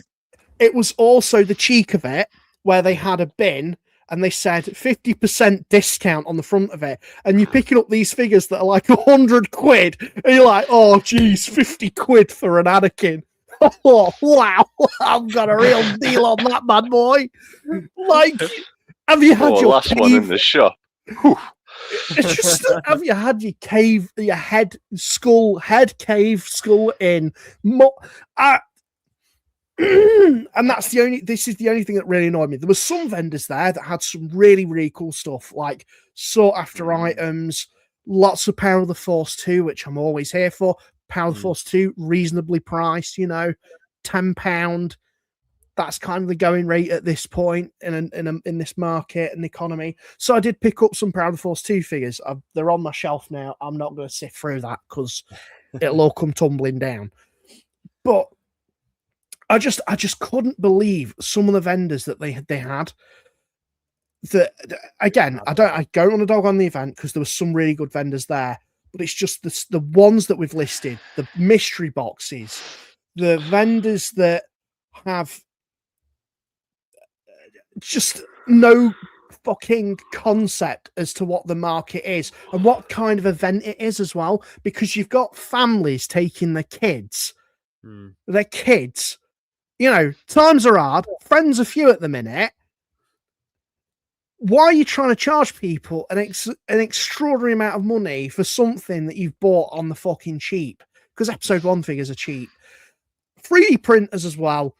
Can we just limit them to like actually doctor them to see what they actually make? Because there was one vendor there who did like blasters and weapons and things that were actually related to Star Wars and other media. Cool. That makes sense because if you can't afford a proper prop, 3D printed one's a nice thing to have. Mm. Just not Shout fucking... out to that vendor that was there because they got the Briar pistol, and I was like, oh, if I didn't have to paint it myself, I'd have bought one. Nice thing is, I think I picked that one up from a previous event. I think it was the same seller. Could be wrong. Good print, you know. You said about painting it. I don't think you need to, but you can if you want to just elevate it a bit. I'm cool with that. I'm cool with it. Just can we just stop? Can we just stop with the fucking people who are trying to benefit but not even put any effort in? That's it. It's just churning out dross in it and slop. It's like it's like manifested, tangible slop. And this goes for all cons. This isn't directed at Festival of Force. It's just stuff that we've witnessed from Liverpool, from Sheffield Comic Con. I'm going to go there. It's just, I love it when there's more fan created stuff. There's someone who's literally doing stuff off the back. Fun with flags. Yes. That sort of stuff. I love that. That was the thing, wasn't it? Because we did the Star Wars fan. Oh, come on, showcase it, mate! I forgot about sort that. of stuff. So this is 3D printed, right? I was walking round. I kind of got lost from you guys because it was a really busy event. You know, very busy, and I saw this and I kind of disappeared. And I was like, oh, how much are the the star maps? 15 quid. Bargain. Yeah, that's going on my Thrawn display. Even came with a little stand. Now, it's 3D printed. It's not of the most highest of quality in the world, but for me and my mileage, gold paint, bit of pin washing there and dry brushing or whatever. To my knowledge, no company's had a crack at making one of them yet, have they? And it actually does twist. Oh, wow. Which is... that's sick. You know, it's probably not 100% accurate to the thing in the show, but for me and my mileage, that's going to sit amazingly on my Thrawn display. Thrawn display. That's, 15 quid. Not taking the piss. Also, something that relates a deeper cut. Another example. Star Wars book. Hell yeah. Somehow, Thrawn returned. There was a vendor selling Star Wars books. They had some of the special edition books. And I must say, not too stupidly priced, about 25 quid hardbacks. Beautiful. I was really that close to buying Death Troopers because it just looked pengers. I don't know the company that does them, but they also had some other books. This was 3 quid. £3. Some of the vendors would probably charge a lot more for that. But honestly, quality-wise, not bad. Not really too much scuffing on it, maybe just on the front logo. I'm happy with that. They're not trying to take the piss. I think it plays into that what you said earlier as well about the fact that like events like this are for families, and you need to have that. Yeah, there's obviously going to be a demographic such as people like us who are going there for the collectibles and the autographs and all that sort of stuff, and serious collectors. But at the same time, you're welcoming a lot of casual fans and kids, and you want to have stuff that's set at pocket money prices for those new fans and those younger fans to be able to pick stuff up as well. And I didn't see a lot of that, which was unfortunate. I must admit, a lot of the stuff that was available, for the most part, was reasonably priced. The only other thing, with the exception of the Jamie Glover autograph that I got from the event, was the Black Series Macquarie Concept Vader and Obi-Wan 2-pack, because I missed out on it when it was first released. Picked that up for 40 quid. That's not bad going. Yeah. Considering that it retailed for something like 35, and I haven't seen them come up too often since. It's not the greatest pack. We know it's a repaint and all that sort of stuff, but pricing wise, reasonable. But there wasn't a lot of that. A lot of the stuff, there was a big markup on a lot of stuff. It was like that store we went to, and we were sifting through the loose figure boxes, and we found Shaq T from The Force Unleashed. Obviously, one of the most sought after Star Wars figures going at the minute. but loose in a bag, bit scuffed up, bit damaged, with a lightsaber, 100 quid. And even it's without, and some of them without the lightsabers as well, they're still trying to charge. Yeah. Yeah, I don't know. There just wasn't much of a middle ground. It was like either all or nothing, and it was like there needs to be something a little bit more centered, you know. So room for improvement, but like you said, it's not just limited to Festival of the Force. It goes for all cons. I mean, you want to talk about poor vendors? Liverpool was. It's no wonder you don't pick all up from these events, James. To be quite honest with you. A lot of it is just shit. Yeah. Just shit. I don't... Get some fucking class about you, for fuck's sake. If you're going to get 3D printers for these events, if it's a Star Wars event, maybe make sure he's not selling fucking Deadpool this and Deadpool that for a start. How about you get some of the actual 3D printers known within the community that do stuff for the figures your other vendors are selling? GI Trooper kits, CB prints. Don't know if any of them do actually vend at shows. Maybe reach out and ask them. Great little app called Etsy for independent creators. Don't know if all these fucking shows have heard of it, like. Send a message, see what they say. Yeah. Who knows? Oh, fucking hellfire, tell you. Even, I mean, I don't know the guy. I know his name because he pops up as a recommended friend on Facebook. I don't even know why. But there was this guy that was just doing these paintings, these like airbrush paintings. Oh. No. Pull him out because it's not fair. But like you said, Dan, read the fucking room. Some of the prices on his stuff for a start. I think he does the Tops pictures, like Tops trading. No, not that guy, mate. Not that guy. I know you're on about. No, he wasn't. He wasn't there in like an official capacity. He was there just as a vendor. Okay. Don't be standing in the middle of the fucking aisle trying to do a painting. He did a painting of the Death Star with the Falcon flying away from it. Just with like acrylic paints on a canvas, I guess. Okay, yeah. Don't turn around and start fucking giving me daggers when you've bumped into me and I've made you smudge what you're doing, dickhead. You're at a fucking show for a start. I'm carrying a print that's just cost me 70 quid. Do it behind your table.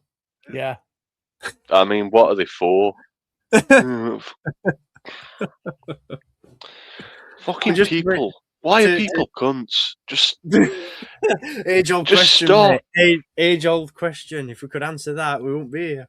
Do you know, seeing was on the topic. Another one for me. I'm going to be a dick here. Chat, I'm sorry. Cosplayers. I love cosplayers. I'm here for it massively. But an event hall like that, where it's so rammed, and you've got I feel really bad for some of the cosplayers because I know they want to have the pictures taken and things like that, but it's when there's like they're in the hall of vendors, and I feel bad because I'm going to bump into you. I feel bad because I'm going to walk in someone's picture and I can't see. It's just do it outside or go to the designated area where you're having pictures done. And there's these people, like, I know it's casual people who go to these events and they're like, oh, quick picture of, and you just stop the whole queue of everyone. And it just bottlenecks, and it's just stressful and it's annoying.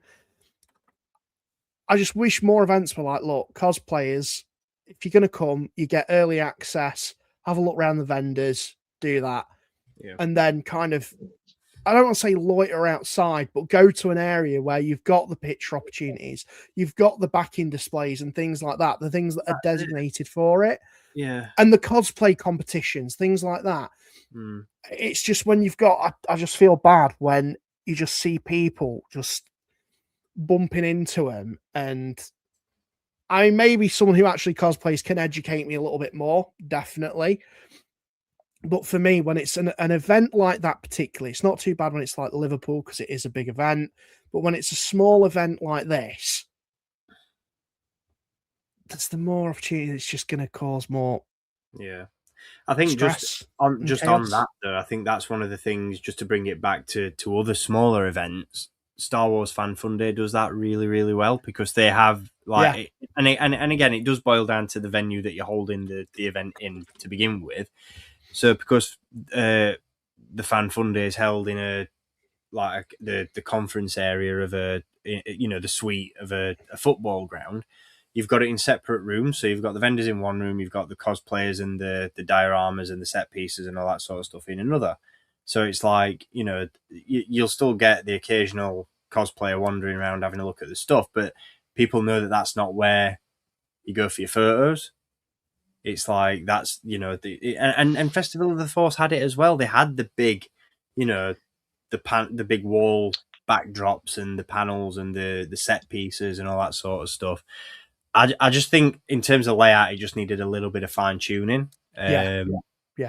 I don't think it's necessarily to do with the individuals. I think it's to do with how the space is organised. But which is, I mean, at least with Newark and Festival of Force, it was weird because the venue was big and the outdoor space was even bigger. Yeah. And I feel like you could have had, I know it wasn't, obviously it's in winter, it's still a bit muggy and dreary, but as a summer location, that could have worked really well, having stuff outside. I'll know. Also, while we're on the tangent, and we've mentioned it a little bit before, fucking Funko Pops. Right? How have we not got the message about Funko Pops? No, Steve, you're all right. You're okay. You're okay. It's all right, brother.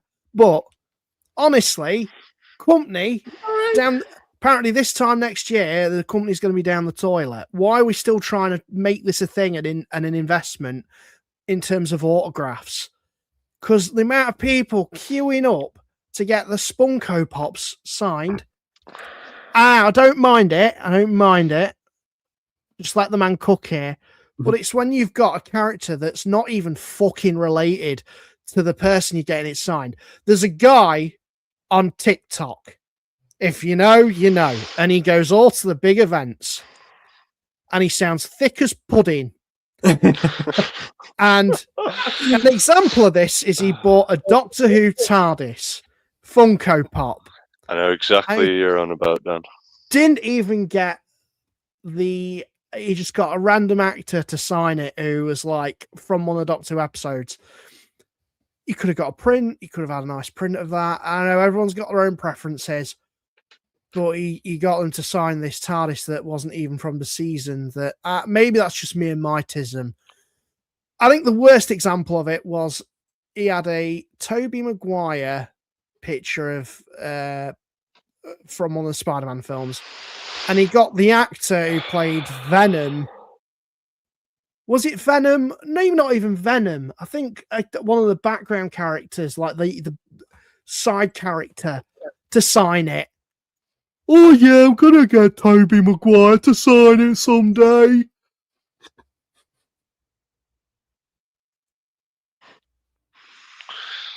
Why?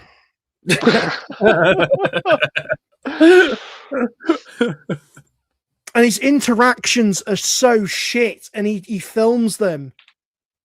And it's so nothing, and you can tell it's just a business. You can tell it's just a business for them, and there's no passion. I think this is the same dickhead that I was moaning about who met Hayden at Liverpool. Yeah, I'm confident it's the same guy. Because he'll have about 7 or 8 things to get signed. Like I say, it's a business, and some of his videos will be like in his room, which is almost like a loft. Getting my Funko Pop signed by Hayden Christensen. It boils me piss because you're getting Hayden Christensen to sign 7 things. You spoke 2 words to him. One of the guy, It's infamous. You are in and you are out. You're lucky if you get to say a sentence to him, right? You're getting 8 things signed. You have got 8 things worth of time with this 8 guy. words. Fucking use it. Don't be such a fucking jab end about it. Yep. Fucking, I'm just gonna stand here and let you sign me shit. It's getting as bad as them people you see following celebrities around with like flattened pot boxes.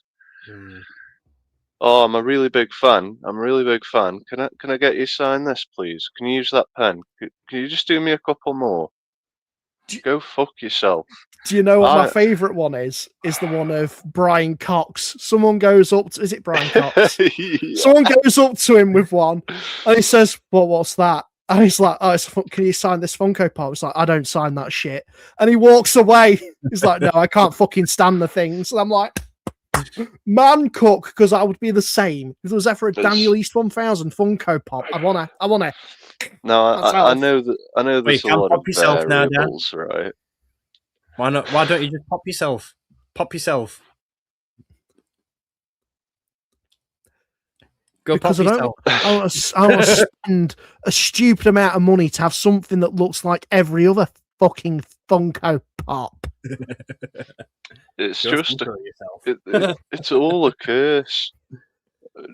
I'm salty about it for other reasons, but I wrote into Andrew Lincoln for an autograph last year in November when he was in London doing theatre. And this is an actor who doesn't have a social media presence, and as always, responded to all of his fan mail as a point. Now, bear in mind, I'm writing into the theatre, so, maybe he didn't get it. Who knows? Fucking spoiler, I didn't get my autograph back. But then every day I'm opening Instagram and I'm seeing these stupid pricks getting these pot boxes signed, waiting at the stage door for him. Oh, can I just get you on this, Andrew? Oh, can I get you on this? Can I get you on this Walking Dead poster? This is my main one. Yeah, sound. Will you sign my arm? And he goes, oh, you're one of them nutters that gets it tattooed, aren't you? He's like, yeah. He goes, you're crazy. Still signs it. I'm like, why are you consciously doing it for these idiots? It's like people that follow 50-50 at this point. I saw one other day with Kurt Russell. Oh, he's like trying to escape these people hounding him when he's just got off a flight. It's like if there's one place you don't pester someone, it's the fucking airport when they've just probably been on a long haul flight, Christ on a bike. It's when they've got the stack of them and they've got the cheek and they keep shitting hell and that fucking frustrated with it. Is that angry? That Cad Bane's cop for it. Sorry, buddy. Love you, baby girl. Where did he touch you? Here. Where did the pop collectors touch you, Dan? Hear him. It's when they have the stacks and they're reeling through them and they're just like, are you done yet? And it's like, what are you doing? It screams reseller, doesn't it? And it's just not like it deserves to be called out. I feel like that you don't want to paint stuff like this, like fan interaction with a lot of negativity, but when it whiffs a mile off, it deserves to be called out. And like I said, it's the same principle as people who hound celebrities when they're out with the families and stuff like that. Just don't do it. Just don't do it. Just like James mentioned earlier, just have a bit of class. They've become the paparazzi of the autograph community, and it's disgusting. Yeah, it's weird. Considering that's what they've become, I hope that people start treating them, and just them, because genuine fans deserve these interactions to a certain extent. If you're hunting them down and stalking them, that's a bit weird. But if you do happen to bump into them, then speak to them, chance your arm, you never know. Yeah. And don't just ram a camera in the face either. Yeah. Can we start treating these quote-unquote paparazzi versions, like how Elton John treats the paparazzi. That would be great. Fuck off, I'm blind! Love him. King. Oh, But to bring it back to a yeah. more... Because Festival of the Where Force did that go? I think we just needed to offload. I think we needed a little bit of reflection time and some, we had some grievances we needed to air. And now we're all good. Yeah. It's Positive not vibes, it's a positive culmination. vibes. It's a culmination of all the cons we've been to. There's been some really good ones. There's been some stressful ones. There's just been little things that we've noticed, and you know what? I feel like we've had a nice little therapy session there. Yeah. Cad Bane showed us where we've been touched and hurt by the Funko Pop collectors, the resellers, and the mystery box people. So thank you, Cad Bane, for that exercise.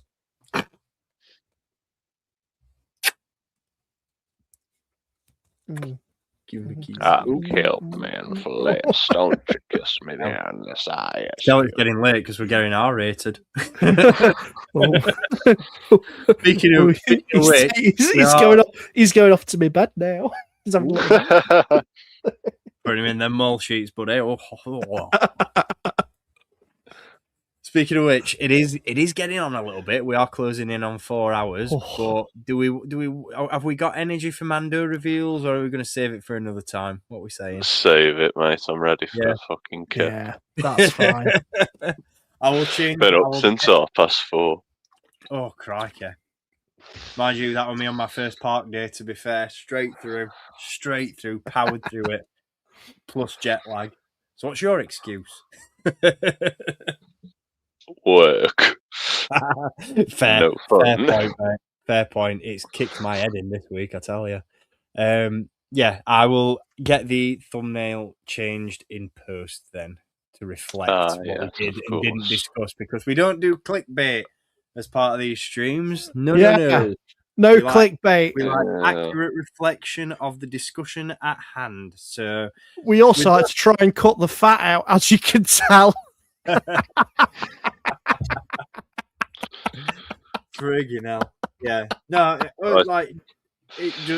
on that note, though, generally speaking, Festival of the Force was a good one. I'm excited for what cons are lined up for the future. Like, whether it's whether Liverpool's a yay or a nay from me remains to be seen. But there's going to be plenty more. Let alone me going there on my own, would you?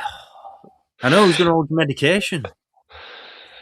Oh shit! Exactly. What if I just have like an outburst in the middle of the centre and just you have to go and start verbally abusing Funko Pop sellers and 3D printers.